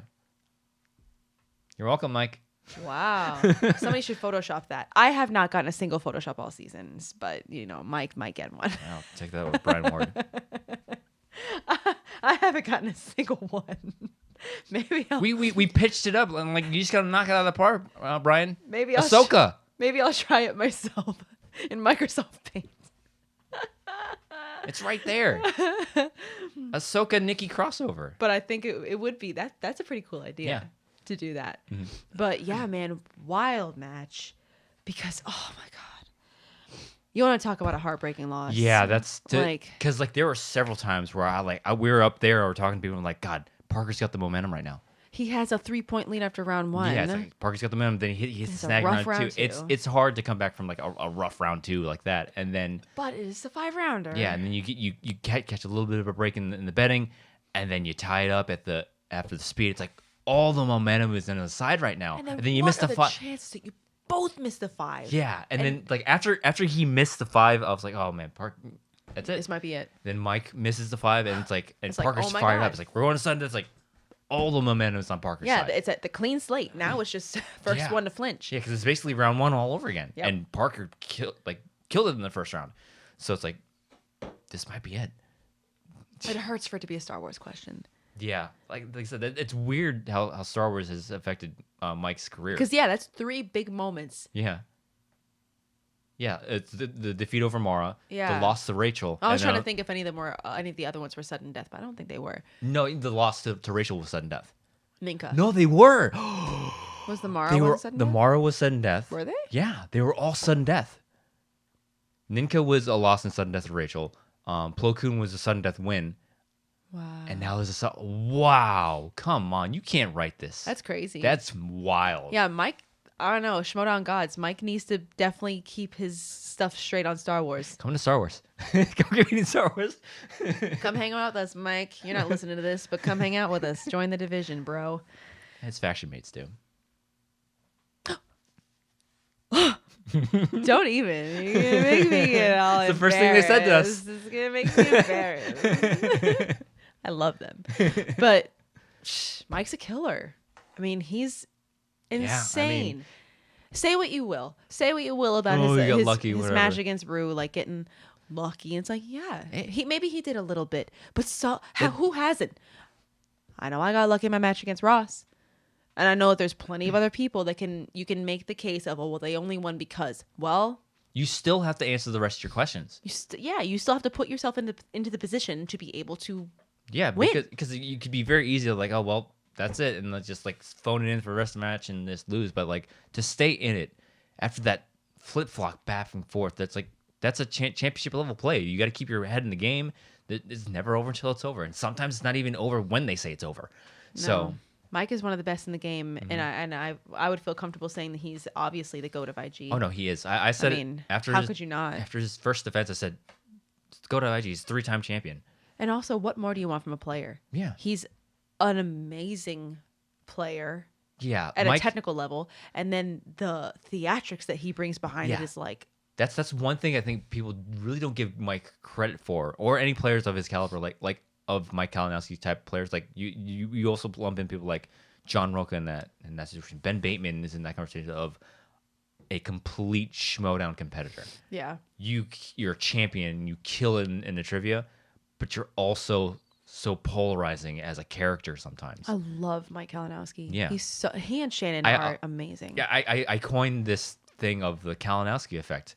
I hated Mike before we met him. Did you? I straight up Orlando? Before we met him in Orlando, I loved him. I was one of those who was like, dude, screw this guy. He gets Bond every time. He gets so like I was that kind of fan. He goes, I'm a fan first, so I straight up like, get this guy out of my face. I can't stand him. And then we met him in Orlando. I'm like, oh, he's a great dude. Oh, what am I doing? He's an actual person behind this persona. Yeah, that was probably a big jarring it was a very very jarring moment. I'm like, wait, no, I don't like you. Yeah. But then we started talking. And, I don't think I like you. Yeah, I just don't like your character. I don't like your character. But then we met him. We met Shannon in Orlando. We started talking. We met Chance, and it was like the same thing happened for Chance. I was like, I don't like this guy. But then we met, and then we awesome. We ended up talking to Chance for like 3 hours in Orlando. We talked to Mike for a couple hours, and I was like, God, they're so cool. We went out to eat with Chance after Spectacular. Yeah, he's such a good dude. So like, what's more to say about Mike Kalinowski? He's one of the best. He's one of the GOATs of the game. Yeah, there's very few complete Schmoedown competitors in this league, and he's a triple division competitor who is competitive in every division. How? Also, join us in Star Wars. Because you seem to get those questions a lot. I remember talking to Chance, and they joke all the time about like one of them needs to jump into Star Wars and try to get one win, so they can be the first competitor to win in all 4 divisions. They should just go against each other in Star Wars. Ooh. Can you imagine a corruption match in Star Wars? I'll call it. Call me up. Hell yeah. Make it happen, Christian. Oh no, they will let me do that because question sheet. Whatever. But whatever. But I would love to see that. That'd be great. That'd be fantastic. And Parker, he is, again, say what you will. Dude's a powerhouse. Yeah. And just like we said before, you can knock him down, but I'm sure you're not going to knock him out. Yeah. So I'm sure he's going to be back. Yeah. I mean, I'm sure when you come that close. Yeah. When you go, 6 questions deep into overtime, that close, and you're 1 character off. You were so close to the character. You had the only other character in that scene. Yeah. Oh, to be so close. So I know that he's gonna have that same fire that I have, that you have. He's gonna come back. He's gonna be pissed, and he's gonna use it to focus himself. Yeah. So I'm And excited to see what he's going to do next season too. Yeah, and I'm going to go ahead and assume that, I don't know, think Kaiser's going to retain him. Oh yeah. So Yeah. So it's gonna be interesting to see because from what I hear, like all the divisions are expanding to in some capacity. So we'll see how it affects people's play.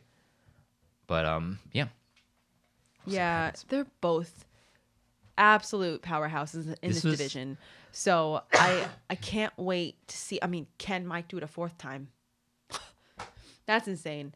So I'm excited to see what Mike is able to pull out. I'm excited to see how Parker recovers from this because that's how you really tell the heart of a player. Yeah. The heart of a player, the heart of a champ is how you come back from a devastating loss.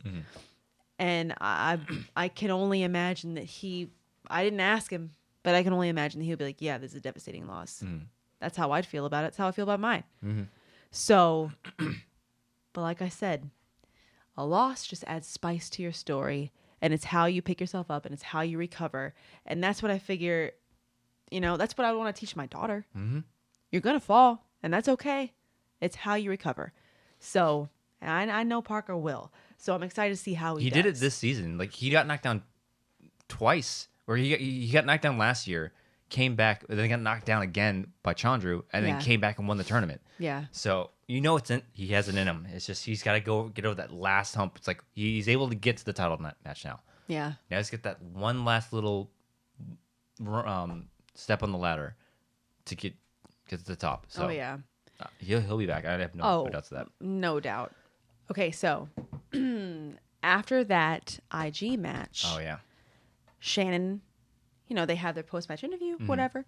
Shannon is on stage, and she says that she's got some business to attend to, and she calls Chance on stage. She's been talking about, I don't know, did she say the word? Shedding dead weight. Dead weight. That's what I thought. Somebody who's been running their mouth. And Hasn't somebody been who's answering calls or texts. answering calls. They've been MIA. They haven't been answering this and that. They haven't been contributing, blah, blah, blah. She calls Chance on stage and is like, hey, man, you know what needs to be done, right? He's like, yeah. You. Chance turns around. Yeah. You get on stage. Elliot Dewberry, the Mountain, is that what his name is? Yeah. Elliot the Mountain Dewberry comes on stage. And basically, He's out him. TLDR, they cut Dewberry and they say, get out of here, bro. We got to trim the fat. We got to get you out of here. And then Shannon and Chance, they go away. Elliot's on stage. And the next thing you know, you start hearing wild. He says berries. Another wild. Berries. And next thing you know, Josh McCouga. my man, Josh, the wild man McCouga. Love this man. He jumps on stage. Next thing you know, they're having a crowd chant of wild berries, wild berries. Put the shirts back on the website. Put the shirts back on the website. And now He's out of retirement? he's out of retirement. Well, because his last match, that retirement match, the stipulation was the loser is out for a year. Oh. And that year has lapsed. Oh, yeah, that's right. So Josh McCouga now eligible to come back. So really hoping that we're going to, I mean, how could you do this reunion and not give us a Wild Berries match? So I don't know how much fun would it be to have like Wild Berries Real Rejects too. I don't know. It depends on, I don't know if Greg and John are playing next year. I don't know. We'll see what happens. But all I know for sure is that I would imagine the Wild Berries are going to have a match next year. And I can't wait. Wild Bears in Orlando?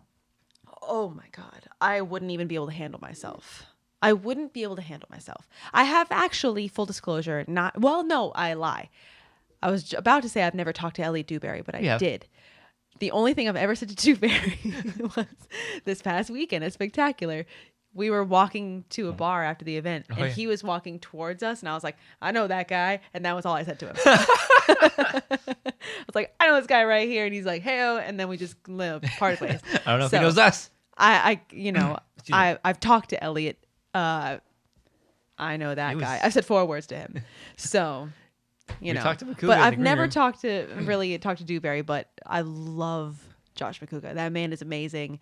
His wife is amazing. Daughter's adorable. So I'm happy to see Josh back. I can't It wait. was so exciting to see him again. I loved that we got to be able to see him, even for the brief moment that we did. Yeah, I we love talked that we to him got for a to be little able to bit. talk to him for a little bit. But love Josh. So happy he's back, and cannot wait to see the Wildberries, come back and do their thing. Put the shirts back on the website. I'm saying, if you have a match that's maybe their match shouldn't be, I don't know, maybe you want to get one of these kind of sponsors for that match, have a Wildberries, I don't know, beer pong match where you got to answer the question at the bottom of the cup or something like that. I don't know. Might be kind of fun. Play with it. We're going to have more freedom next season. I don't need royalties if that happens to come to fruition. Run with it, please. Put me against them. The Dimalantas versus the Wildberries. They're going to win, but at least it'll be entertaining. Truly entertaining. Hashtag sponsorship. Hashtag Schmoedown. Hashtag Carbon Health. Next match. Next match. Okay. We've got the GOAT Championship. Oh, yeah. We've got John, the Outlaw Roca, in one last ride, retiring. I don't even like to say it. I'm getting a little bit of a goosey bumpies. Versus the dangerous Dan Murrell. I'm not going to say any factions because it wasn't for points. They were representing their factions, but Loosely, it was old school. Extra stipulations were added on top of it after the match was accepted, in that it was no factions, no managers on stage, just the two of them, competing for the original Schmoedown title belt. Original Which Schmoedown is belt. basically the World Heavyweight title from WCW days. Basically. So, I don't feel like this was faction on faction. This was just man on man. Which I will say, if I was to buy a wrestling belt, it'd be that one. Word. That's like when I was a fan, that was like my favorite looking belt. I'm like, that's the one I would buy. Okay. And we also got to see a little cameo from Miss Emma Fife coming out there. And Matt Nost was there too. And Matt Nost, yeah. So, let's see. Round 1. Roca missed a movie release date. Question. Scott Mance passed out in the crowd. He was in the balcony. we were right next to He him. fell off the balcony when he missed the movie release date question. That man is loud. I thought I was loud. And he also missed a question about Black Hawk Down. Oh God, I took a note that there was also a question with the answer where PJ is a diabolical mastermind, where he made one of the answers, I am number 4. Tell me that wasn't intentional. Change my mind. Why wings suck? Change my mind. I heard that in the expo. Tell me I am number 4 wasn't intentional. Change my mind, because that was absolutely intentional. But that was funny. PJ made Roca say I am number 4, and it did not go unnoticed by Roca. Dan got a perfect round and got the bonus 6-9 in favor of Dan Murrell. Round 2. Excuse me. Roca spins 80s. 2-point miss. Ooh. No steal? That's what I have here. Dan goes. He spins away from James Stewart, gets Audrey Hepburn. The Schmoedown gods wanted them to be somewhere in the classic type of era. Yeah. Multiple choice twice. 1 miss, not stolen. 1, he got it. 12-14 in favor of Dan. Round 3, the betting round. Dan spins Alfred Hitchcock. Damn. Yeah. And I think he's... Oh, wait. I thought somebody had spun Alfred Hitchcock. Maybe not. I didn't write it in my notes. I don't know. I also had a drink or two at this point. I don't know. We were relaxing. We were chilling. Having a good time Yeah. at Spectacular. Anyways, they spun Alfred Hitchcock. Roca bet 1, missed it. Dan bet 3 and got it. 11-17 in favor of Dan. Round 4. Buzzer round, speed round, whatever you want to call it. Dan got 2. Roca got 2. Roca missed 1. Oh, he blanked on the one that he buzzed in. Yeah, what happened? He buzzed in. I think Forgot he buzzed in. I think he buzzed in out of reflex, and then they went Roca. And he was like, What? "What?" Roca answer. He goes, I don't know." he just left it. He was like, What a baller. "Daddy fell asleep at the wheel, I guess." Did he say that? No. Oh, I was gonna say that would be hilarious. Oh, so the end of round 4. I will say this was like, just John Roca's last ride should be epic. This is like a really just a fun match. Relaxed. Just a relaxed, chill. It was match. just, I mean, yeah, storylines are cool and everything. It was just two friends. Yeah. Just Yeah. having a good time answering questions. At the end of round 4, it's 12-19 in favor of Dan. Round 5, 2-pointer for Roca. The 1990s. Who starred in the 90s action films Nowhere to Run, Universal Soldier, and that ain't right. I'm not sure what that last movie is supposed to be. What's milk? What? Set a Death? Oh, That ain't Sudden Death. Sudden Death. Maybe that's what it was supposed to be. Maybe Jean-Claude Van Damme. You want some milk, some cookies? Got it. 3-pointer for Roca. Rom-coms. Which actress plays Lainey Boggs, a dorky, solitary, unpopular, wow, judgy, art student in the 1999 film She's All That? Rachel Lee Cook. Got it. 5-pointer for Roca. Action adventure. What Bruce Lee movie was completed 5 years after his death, using a combination of unused footage, stunt doubles, and actual footage from Lee's funeral? I'm gonna level with you guys here. I think it was. I don't remember the Game answer. of Death. I don't remember. I do remember that this match, like we said, Bateman came and sat down next to us, and like halfway through the question, he was like, "It's this." Sorry to call you out, Bateman, but I'm not calling him out. He got it right. no, I'm just, you know how some people hate it, like, oh, that Bateman knew it, but Oh no, I love being at live events, sitting next to a yeah, singles because Goddard player. did the same thing for us. Yeah, Goddard wow. sat next to us for which match? I think it was the Marisol match. Yes, it was for the Marisol match. Yeah, so Bateman sat with us for the Roca match, and I think Goddard sat with us for the Marisol match. But I love sitting next to, because I don't know BS about movies that aren't Star Wars. So I think it's fascinating to sit next to competitors, and they're like, "It's totally this." I'm like, wow. They could be answering like the dumbest, easiest surface level question. I'm like, how do you know that? I've never even heard of that movie. But yeah, Bateman was like, it's this, by the way. And I'm like, wow, you're so good. He's your favorite player. I do love Bateman.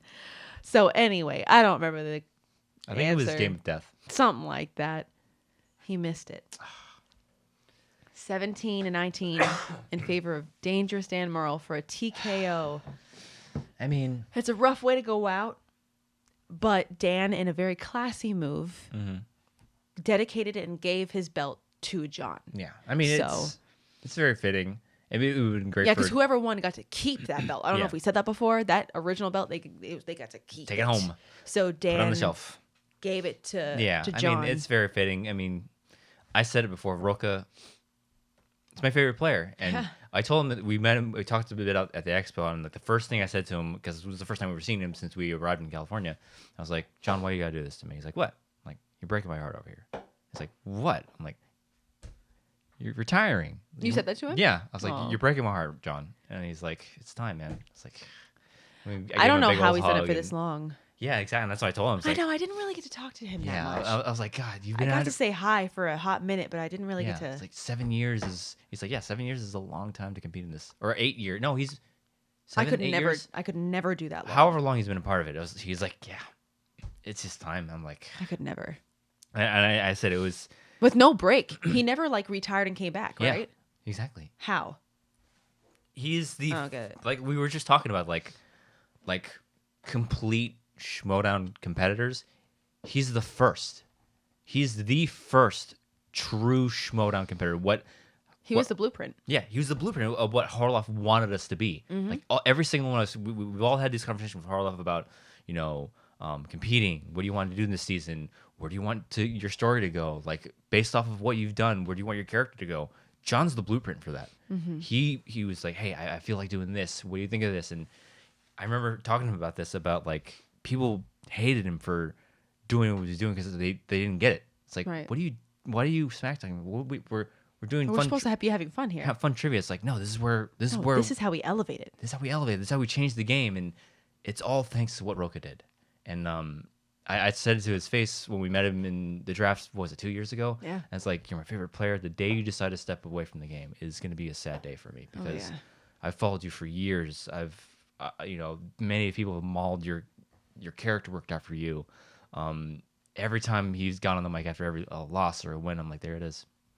He's going full He's Roca. going full Roca. There it is. And like I'm gonna miss that. the thought of not seeing that again it's heartbreaking because I've watched him for so long, and he was a big inspiration for me coming back for my second season to go for it, and the third season for that matter to finally get it. And yeah, it was bittersweet to and I'm just so thankful that we were able to be there for it. Yeah. It's like my favorite competitor, his last match. Sure, it didn't go the way that we would want it to, but just to see it live, just to be there in that room for his final rodeo, it was special. And to hear his like post-match interview, post-match speech, if you will. It was I mean, I know he got emotional. I know I got a little choked up, but John's the man. Yeah. And I only wish that I'd gotten to talk to him more. I only got to say hi to him really briefly before the expo started. Yeah. But John's the best. And I don't know how he did it for so long. And he's such a polarizing character sometimes. Yeah. So I can only imagine. I mean, and it's not just like a lot of garbage comes with that territory. Yeah. Being that kind of a player. Yeah. And it's not just character work. Like, Character. yeah, it's him. That's what I always admired about John Roca was, there was that, that heel work, the character work, but like you can tell in the post-match interview when you got John, you got John. Right. When you got the Outlaw, you got like you can tell when the switch happened. And we got John that night. Yeah, and we got John that night, and that was something I've always admired about, and something that I mauled my play and my involvement in this run was how John approached the game, how John did this, how John did that. So, I mean, what a career! Yeah, 7-8 seasons of this. God, I don't know.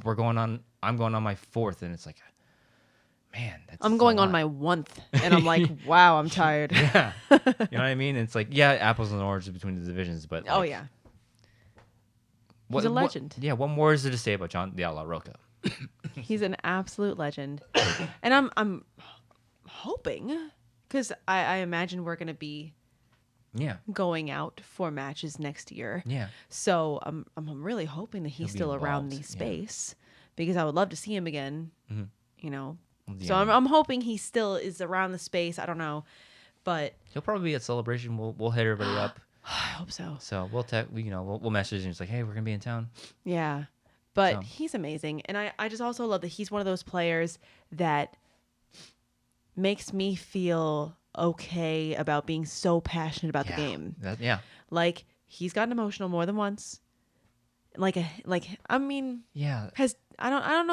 know if I've ever seen Dan get like emotional. He's gotten fired up about it. He's gotten fired up, which I love that too. But like, you got like Dan. You got John Roca, I got like Mike Kalinowski, and seeing guys like that get so emotional about this game and so fired up to the point that they do shed tears from time to time. That's what makes me feel like, it's not just me, I'm not alone, because those guys are legends. They have built this game, and they get that fired up about it too. Mm-hmm. So that's what makes me like, I'm not alone.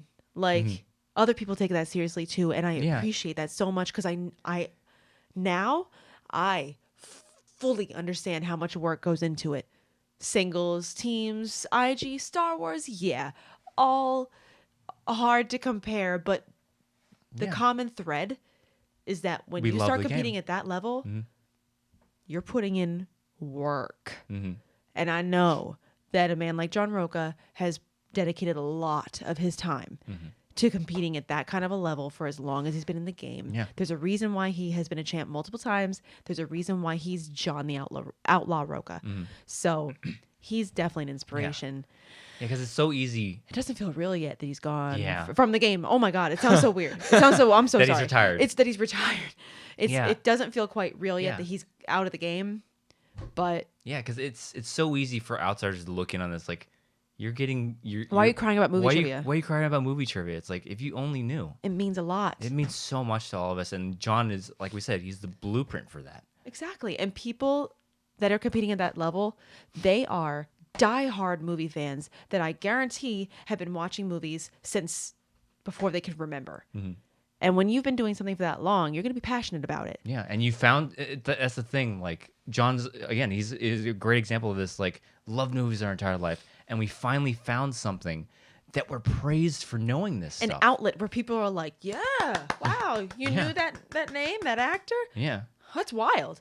The fact that I can stand on a stage and say the words Delta 7 Ethersprite class Jedi Starfighter, Light Interceptor. And people are like, that's wild. Yeah. The fact that you can get into a community where that kind of thing is praised, appreciated, And celebrated. It's amazing. Yeah, and it's a wonderful community. And we don't get to that level without people like John. Exactly. So there's just so much. John has transformed this game. Yeah. So Absolutely. it's been a hell of a career. I cannot thank John enough for what he's given to me. As long as I've been, because I've been a fan of John's even before the Schmoedown was a thing. Yeah. So, I mean, it's not the last time we're gonna say hi and goodbye. It's not like. I hope not. I hope he shows up to events that we go to. Yeah. So, thank you, John, for everything you've given to this game, because you've transformed it into something that it's special. It's for the people that are involved. It's special, and a lot of it has to do with you. So thank you. Absolutely. Yeah. John's the best. Yeah. Love that guy.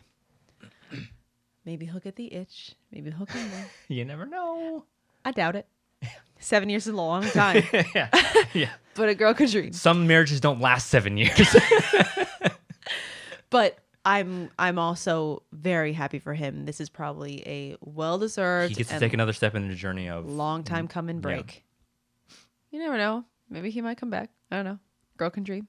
Yeah. But, because some people, they're like, I retired. And then they get that itch. And they're like, I kind of miss doing it. Because getting that win, it's an adrenaline rush. Yeah. Like, it feels good. So I kind of doubt it, but you never know. There might be people that have retired and they've been watching. They're like, I still got it. I could come back. Yeah. You never know who might. So maybe John will, maybe John won't. At least we've gotten the time we've gotten with him in this game. Oh, yeah. So, yeah, absolutely. Thank you to John Roca for being... he doesn't watch this, but at least we're putting it out into the world. Yeah. But, yeah, he's amazing, and he's absolutely helped build this game to be what it is today. And for that, he should be celebrated. Oh, yeah. So it's going to be weird to not see him next season, but I'm hoping he does stay somehow kind of involved in some way. That would be cool. Imagine seeing him on the desk. That'd be cool. That'd be cool. Who knows? I don't know. Maybe. Okay. Let's head into our last match of the night. The main event, or the way we say it around these parts. The overcard. The overcard of all cards. Oh, when you got 4 undercards, this is the mega overcard. Lord. We got the singles title, the championship of the world on the line here. And we have the beautiful, the elegant, the wonderful Lady Justice. You only seem like she Marisol watched the show. McKee. I don't know. I kind of feel like she was just saying that to make us feel good. I don't know. But it's all true. I don't know if it is, but wow. No, everything you said is true. Oh no, everything I said is true. That woman is fucking gorgeous. I'm sorry. I shouldn't have said a bad word, but that woman is gorgeous. So every word of it is true. But yeah, Miss Lady Justice Marisol McKee of Corruption, the defending singles championship title holder of the world, versus downtown Griffey Nooms of the Finstock Exchange. And might I say, these entrances, you see him in the lights, and he's just going, and the lights come up when he does this. It's like, This is an interesting match because I love both of these people. Mm-hmm. I love Marisol. Girl power. Love to see it, And also I love Nooms. He's such a showman. Mm-hmm. Like I've said it all season that I think he's hilarious and he's also fantastic at this game. So this was one of those matches where I was like, I like both of them. but Marisol, whatever. Not gonna say it, but you know what I'm saying. So round 1, they both missed the movie release date. ew. Scott Mance yet again fell off the balcony. Are you kidding me? Came out this day. It was hot that day. I kind of wanted to join in, but I'm afraid what my Mance would sound like, so I'm not going to. It sold this many tickets in December. That was terrible. No, I mean, it's better than what I would do probably. 6-6 at the end of round 1, if I'm not mistaken. Round 2. Marisol spins Nicole Kidman. Ain't no Meryl Streep, like she said, but it's the next best thing. I guess it worked. Your girl got a perfect round 2. Crushed it. Noom spins Nora Ephron. Decides to stick with it. A really rough, hard to watch 2-point miss. Something about Bewitched. And he was like, you know, it's kind of a crossover. Nicole Kidman. I don't know if this was an instance where character work got in the way. Yeah. I don't know. Or if it was maybe, even if he'd spent all 15 seconds thinking about it, I don't know if he still would have come up with this answer. I think he would have, because the second they said that's incorrect, he goes, oh, yeah, that's right. He's hit in his head. Like, So who knows? Maybe if he hadn't said anything, maybe if he took the whole time, he still would have come up with the same thing. Who knows? It's only for him to know. But in any case, he did miss it. And Shirley MacLaine or something like that. Marisol stole it. Huge 2-point steal. Big steal. 12-16 in favor of Marisol at the end of round 2. Round 3. Lady Justice spins. Oh, no. I didn't write down what she spun. Uh-oh. I can't remember. I'm going to level with you guys. I don't remember, and I do apologize. But Anyways. the good thing is that they both bet 3 and they both got it. Yeah. At least that's the So note I it's took. a wash. It's a wash. 15-19 in favor of Marisol. Round 4. Griff got 2. Marisol got 2. They both passed and declined to answer on 1. So There was that one when it's like, how many films has this person directed, something of that nature? Yeah. And Marisol was like, It was down to the last second. yeah, because I was watching both of them. Nooms was like resigned, like, nope, I'm not buzzing in on this. And you can see Marisol like thinking she's like, wheels are turning. and then she's like, he's not buzzing. I have a lead. I'm gonna. She had enough of a lead. She could take the chance. she kind of. It did feel like she was taking a little bit of a chance, but she was But like, I respect that. I would have done it too. She's like, I'm confident. He's not buzzing in. 3. Correct. Like, whoo. That had to feel real good. Yeah, it did. 17-21 now in favor of Marisol. Round 5. 2-pointer for Nooms. 1970s. Blair Edwards directed who as the wacky Inspector Clouseau in the 1970s films The Return of the Pink Panther and The Pink Panther Strikes Again. Fun movies. Wax is not just Wix is not just Wix. French Wix, English Wix, domestic It's Wix. one of the rare movies you know. One of the rare movies that I get that reference and I knew the answer. Peter Sellers. Because that's a joke I make with my parents a lot about wax. Wix is not just Wix. He got it. Peter Sellers. He got it. 3-pointer for action adventure. What 2010's action thriller stars Mark Wahlberg, Lauren Cohen, and John Malkovich? He missed it. It was mile 22. I forget what he said. 5-pointer for Nooms. Steven Spielberg. You'll find the characters William S. Hollibird and Louis Tappan, played by Pete Postlethwaite, and Stellan Skarsgård in what Spielberg film? I don't know if I got all those names right. I just spelled them how they sounded. Amistad. Got it. 2-pointer for Miss Marisol. Remakes and reboots. Which actor plays Tonto in 2013's The Lone Ranger? Johnny Depp. Got it. 3-pointer for Marisol. Horror. You'll find the characters of Little Rock and Wichita in what 2009 horror comedy? I should really enjoy this movie. Can't confirm or deny if I've seen this movie. I think you saw I feel like I've seen parts of it. parts of it, yeah. Woody Harrelson? Yes. And Heisenberg. Jesse Eisenberg? Yeah. Lex Luthor. And The guy from Facebook. Yes. And also what's her name? The female lead in this. I can't remember her name. What right else now. has she been in? She was in Scott Pilgrim, I believe. Ramona. I think that's her. Ramona Flowers? Yeah. I We're don't know Star her Wars name. competitors for a reason.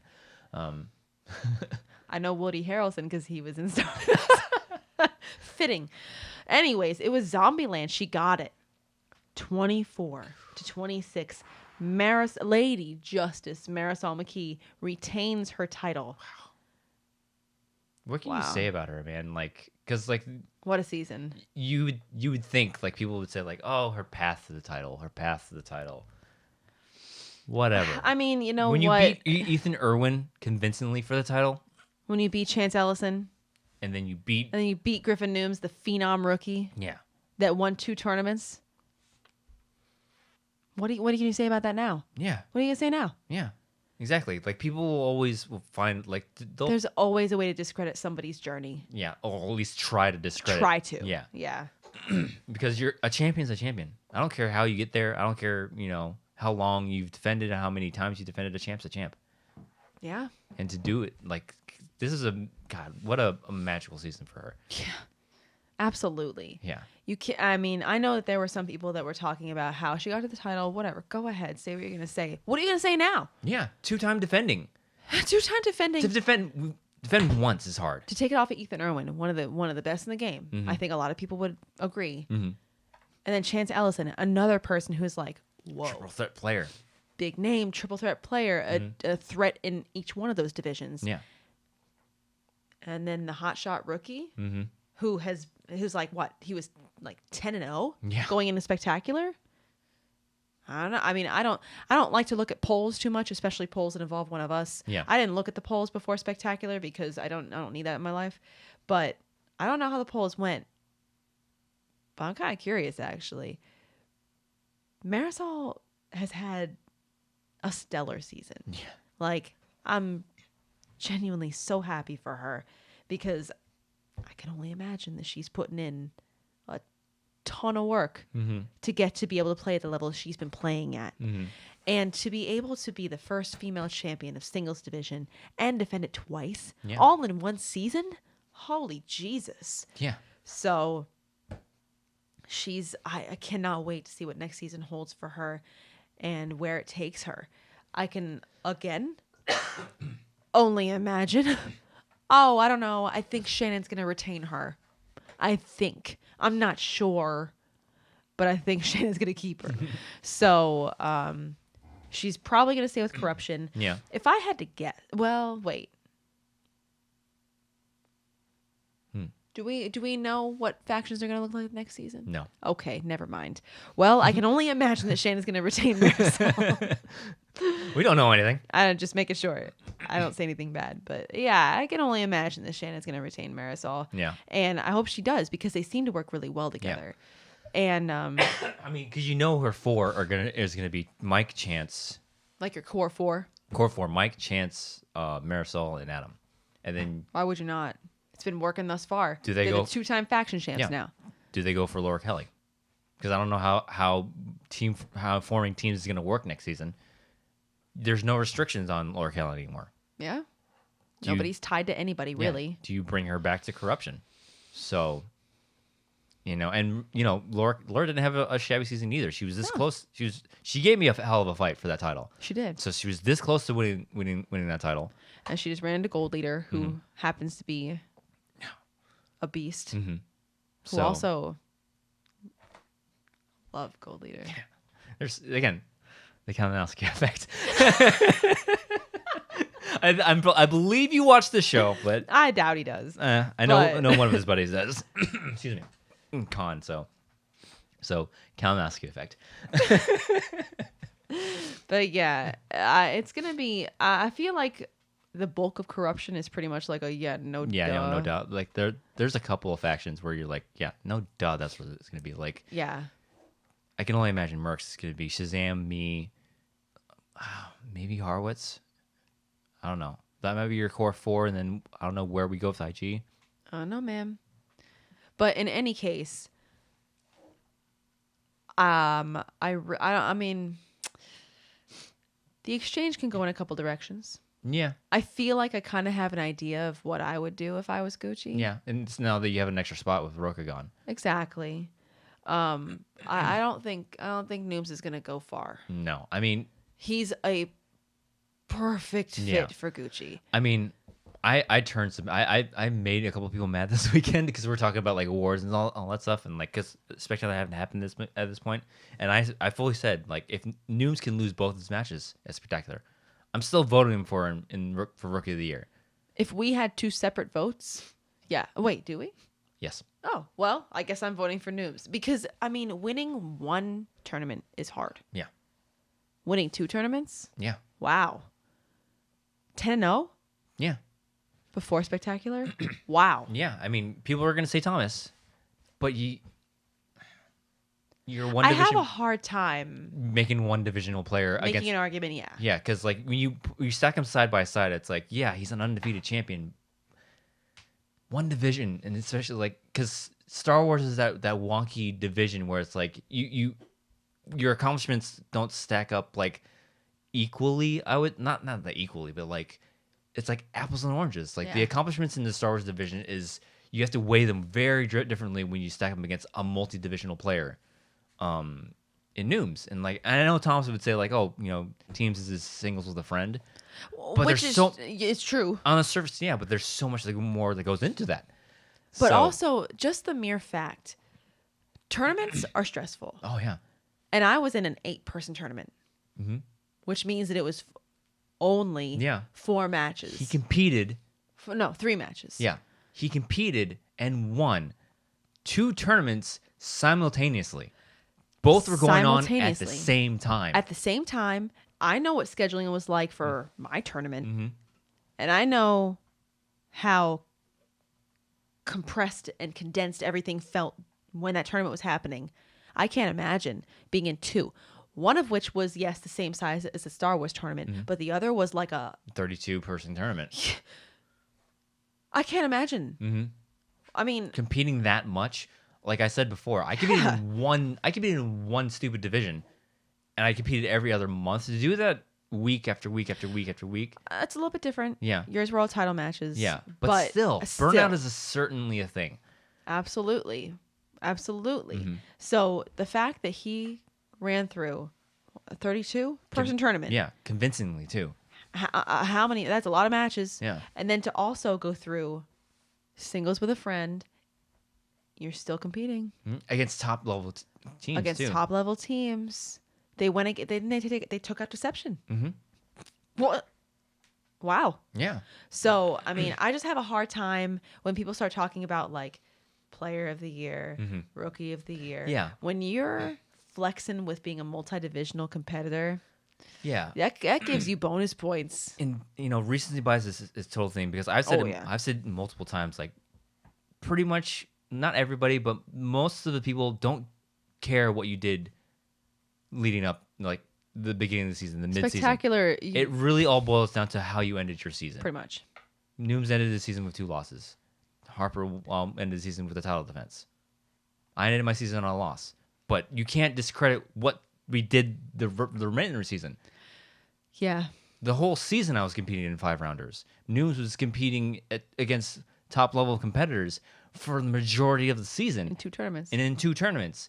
Yeah, he just didn't finish his season the way he wanted to. His only 2 losses came at Spectacular, but guess what? How many people play 2 matches at Spectacular? Yeah. Like, excuse me? Yeah. Lucky to get 1 match at Spectacular. That's the So, truth. I don't know. I just, We'll see it what would make happens. me, it would, to just, brush away what he Nooms- lost twice. Yeah. Oh, he lost at Spectacular. To brush away what he's accomplished the rest of the year just because he lost at Spectacular would be kind of disappointing Mm-hmm. because dude's been on fire all season. Mm-hmm. So I'm excited to see Nooms come back. I hope he comes back. I'm I think he assuming will. he's going to come back. He's a fantastic character. I love his Like character. we were saying, he's one of the rare ones that is. He came in a complete competitor. Exactly. And to be such a fun character and to be able to back it up with gameplay, you can't get much more than that. Yeah. So I'm excited to see him come back, bounce back. Like Yeah. I said, it adds a little bit of spice to your career to be able to come back from something Yeah. like that. And with this win, it came down to this: corruption repeats as faction champions. That's right. We were saying it all All season. season. All season when Dungeon was pulling ahead, the Mercs were in first for a while. It's like, doesn't this feel It's like, familiar? and corruption wasn't starting off too hot, and it's like Just wait. I think I've seen this movie before. Exactly. And then they started winning at the right moments. They won 2 tournaments again, and they're on top again. Exactly. So Not too surprised. I feel like we've been saying it throughout the season. Mm-hmm. So, not too surprised. But absolutely congratulations, because Yeah, you don't. it's a congratulations. Let me hold my tongue. But yeah, no, congratulations. A lot of hard work has gone into all the accomplishments of corruption. But I feel like we saw it coming. Very reminiscent of last year. Yeah. Slow to start, strong to the finish. Yeah. So we'll see what happens next year. Things are gonna be a little bit different as far as factions go. Yeah, The faction race. We're gonna have to wait and see what Daddy Harloff is gonna. Big Daddy Papa Harloff. Yeah. See what he does. What he's cooking up. Mm-hmm. Yeah, it's gonna be things are gonna get shaken up next season. So everybody be prepared for it. So. But you know, one big thing that's gonna shake things up. Oh yes. I'm gonna be getting chills just thinking and talking about it. I'm so glad. Excuse me. So glad we were there for this. So, after the one more thing. I feel like we spent a lot of time on Nooms, Marisol. Oh my god! Like I said, amazing season. Mm-hmm. I cannot wait to see what this woman does next season, because you got the confidence behind you of 2 defenses. Like, she is. If she loses in the first match next season, she has a very short path back to that. So at least because she's got that. I believe it's 3 defenses and you get the rubber. So at the very least, worst case scenario. number 1 contender you match. got that. And at the best case scenario, you defend it 3 times. Jesus Christ. Yeah. So I can't wait to see what Marisol brings next season, because she's just been a whirlwind this whole season. Yeah.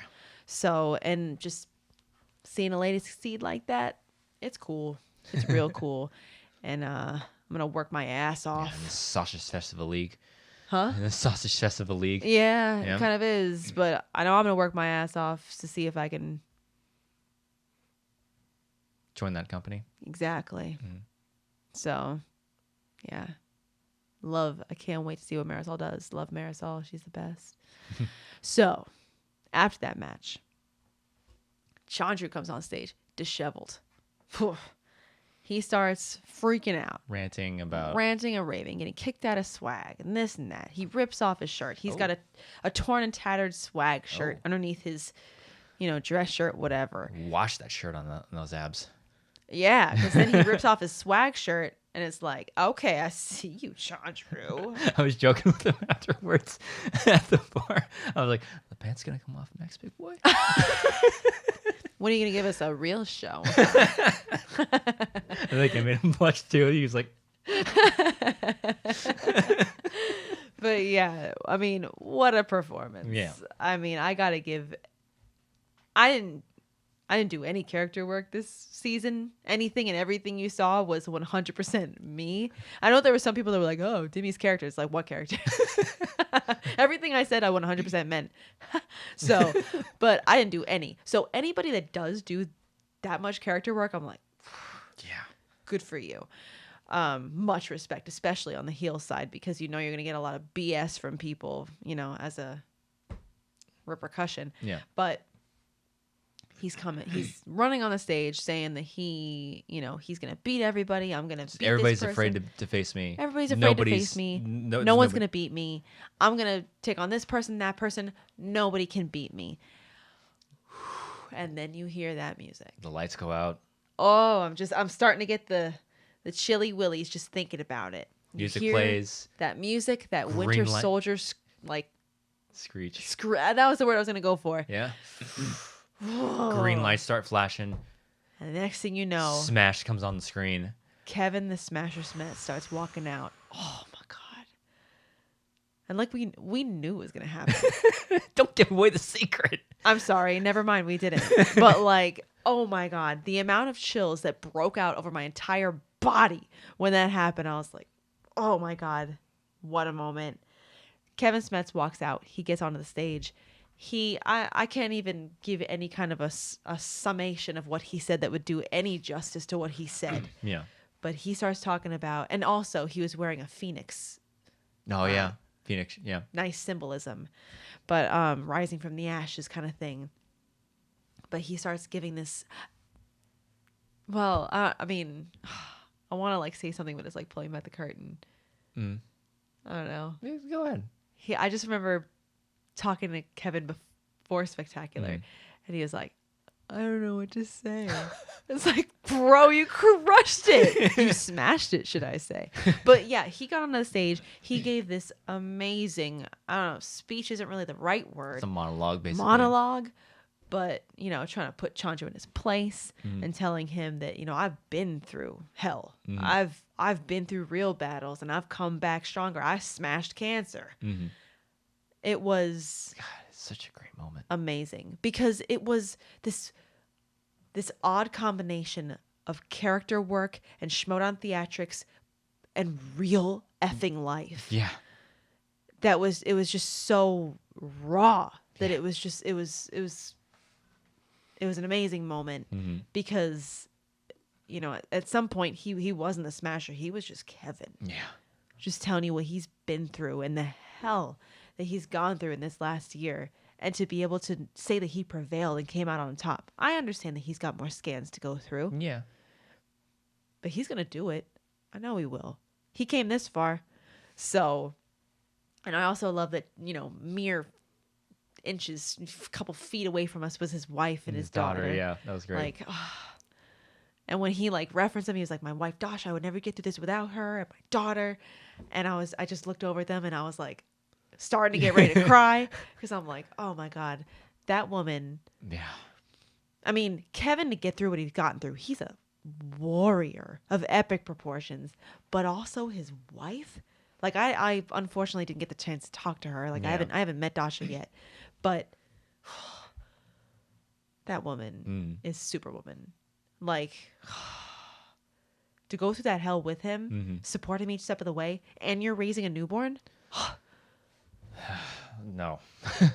that's If he's Superman, she's Superwoman, and I can't even give enough respect to the both of them for what they've accomplished and what they will continue to accomplish. They're an inspiration, the both of them, Yeah. for different reasons. But what a moment! Yeah. And for him to be like, the Smasher is back, and for Christian to confirm that, oh yeah, this is happening next season. We get We're gonna have Chandru, the chosen Dandapani, versus Kevin the Smasher His Smith. return match to the movie Making trailer his Schmoedown. long anticipated return. Oh boy. I cannot wait. God, what an exclamation point on an amazing event. I cannot wait to see that match. It's gonna be wild. Yeah. And to know that next season, I don't know, guys. I don't know how much digital we're gonna be seeing. So If any. I can, if any, I can only imagine that match is gonna be. How could you not have that match be live? You can't. Yeah, You have can't. To. You have to have be like the first live event. You need You'd to have have to. Kevin coming out in either a Phoenix sweatshirt or his Dungeon sweatshirt. Because again, I can only imagine Kaiser's going to retain Kevin. I mean, Yeah. whatever. He's going to retain him. Well, I understand he that's didn't the play thing this because like Kaiser came out and like gave him a huge hug and then Parker's behind like. Hey, I know. Hey, what about me? What about me, boss? Hey.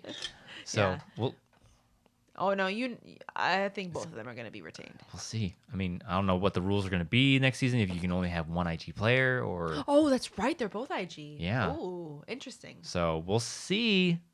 I didn't think about that. We'll see, but That's it's inspirational to have Kevin back in the league. Beyond inspirational. It's that rare moment where life transcends the Schmoedown. Yes. And It intermingles with and transcends Sends a it. great word. yeah.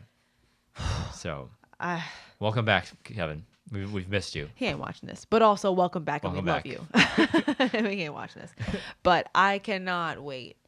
I cannot wait for that match. The reboot can't happen soon enough because we're ready for this next season for multiple reasons. Yeah, We're ready for the reboot. We're ready for season 9. Let's get it. I'm ready to reboot myself, yourself. Mm-hmm. Yeah, man. Yeah. It's gonna. The fire's gonna be back because there's gonna be a lot more, if not all, live matches or studio matches, Studio not live, digital. Is yeah. what I'm trying to say, but I feel like it's gonna be a different dynamic next year. Mm-hmm. So, buckle in, I guess, is what I would say. So We're ready. we're gonna be ready. Gonna be ready. So, whew, extra long episode today. Oh God. Oh no. Looking at the Yeah. clock. Oh boy. Extra long. So we gotta wrap it here because there's Gotta wrap it here. what's next is the off season. The off season. We gotta have some more Tim Tams. Thank we you got to these who? courtesy of certain point of view. Yes, We thank got you to them. some Tim Tams. I'm sorry, I forget who brought them. Yeah, but But like because we were at that get together and they brought them out. We're like, what are Tim Tams? And Oh, what's a Tim Tam? and Molly's like, here. I'm Here, like, take one. okay. All right. And we just had Delicious. one, and they're pretty good. Delicious. They're pretty good. Anyways, So we might, once we're done here, we might stuff some Tim Tams in our face holes. You know, get what ready I'm for next season. saying. Get ready for next season. That's how we're gonna start the training. Congratulations on a wonderful season. Thank you. You too. And you know what? It didn't end the way we wanted it to, but that's okay. It's okay. You pick yourself up. It's the way it's always been. Yep. It's the story of the Dimalantas. Yep. I mean, if we're talking Star Wars, have they not faced situations similar? Did Rey not have to pick herself up at the end of Rise? Mm-hmm. We'll see you next season, guys. Don't worry. Don't worry. So with that, Star Wars competitor Nicki Dimalanta, not ashamed to say it anymore. Star Wars competitor Nicki Dimalanta. Where can they find you online? You can find me on Twitter at Dimmy, DIMMMYYY. As for me, you can follow me on Twitter and Instagram. Excuse me. Twitter and Instagram at Drew Dimalanta. On TikTok at Rogue Leader Drew. Please follow me. I got hit with bots and I went from like 1,800 to 15. Back to 1,500. So follow me on TikTok. I'm having fun with it. I'm having a lot of fun with it. So Yeah. please follow me there. If Yeah. you listen to this on audio form, please follow the feed and rate us. If you're watching, listening on YouTube, like, comment, subscribe, click the bell icon in the lower right-hand corner. See, we do more things on YouTube. We're probably overdue for a Radcast, but Yeah. we've been busy. Yes. So, We'll see. But now we're not. So, it's okay. Thank you so much for joining us on this episode of Beyond the Schmoedown. We'll see you next time.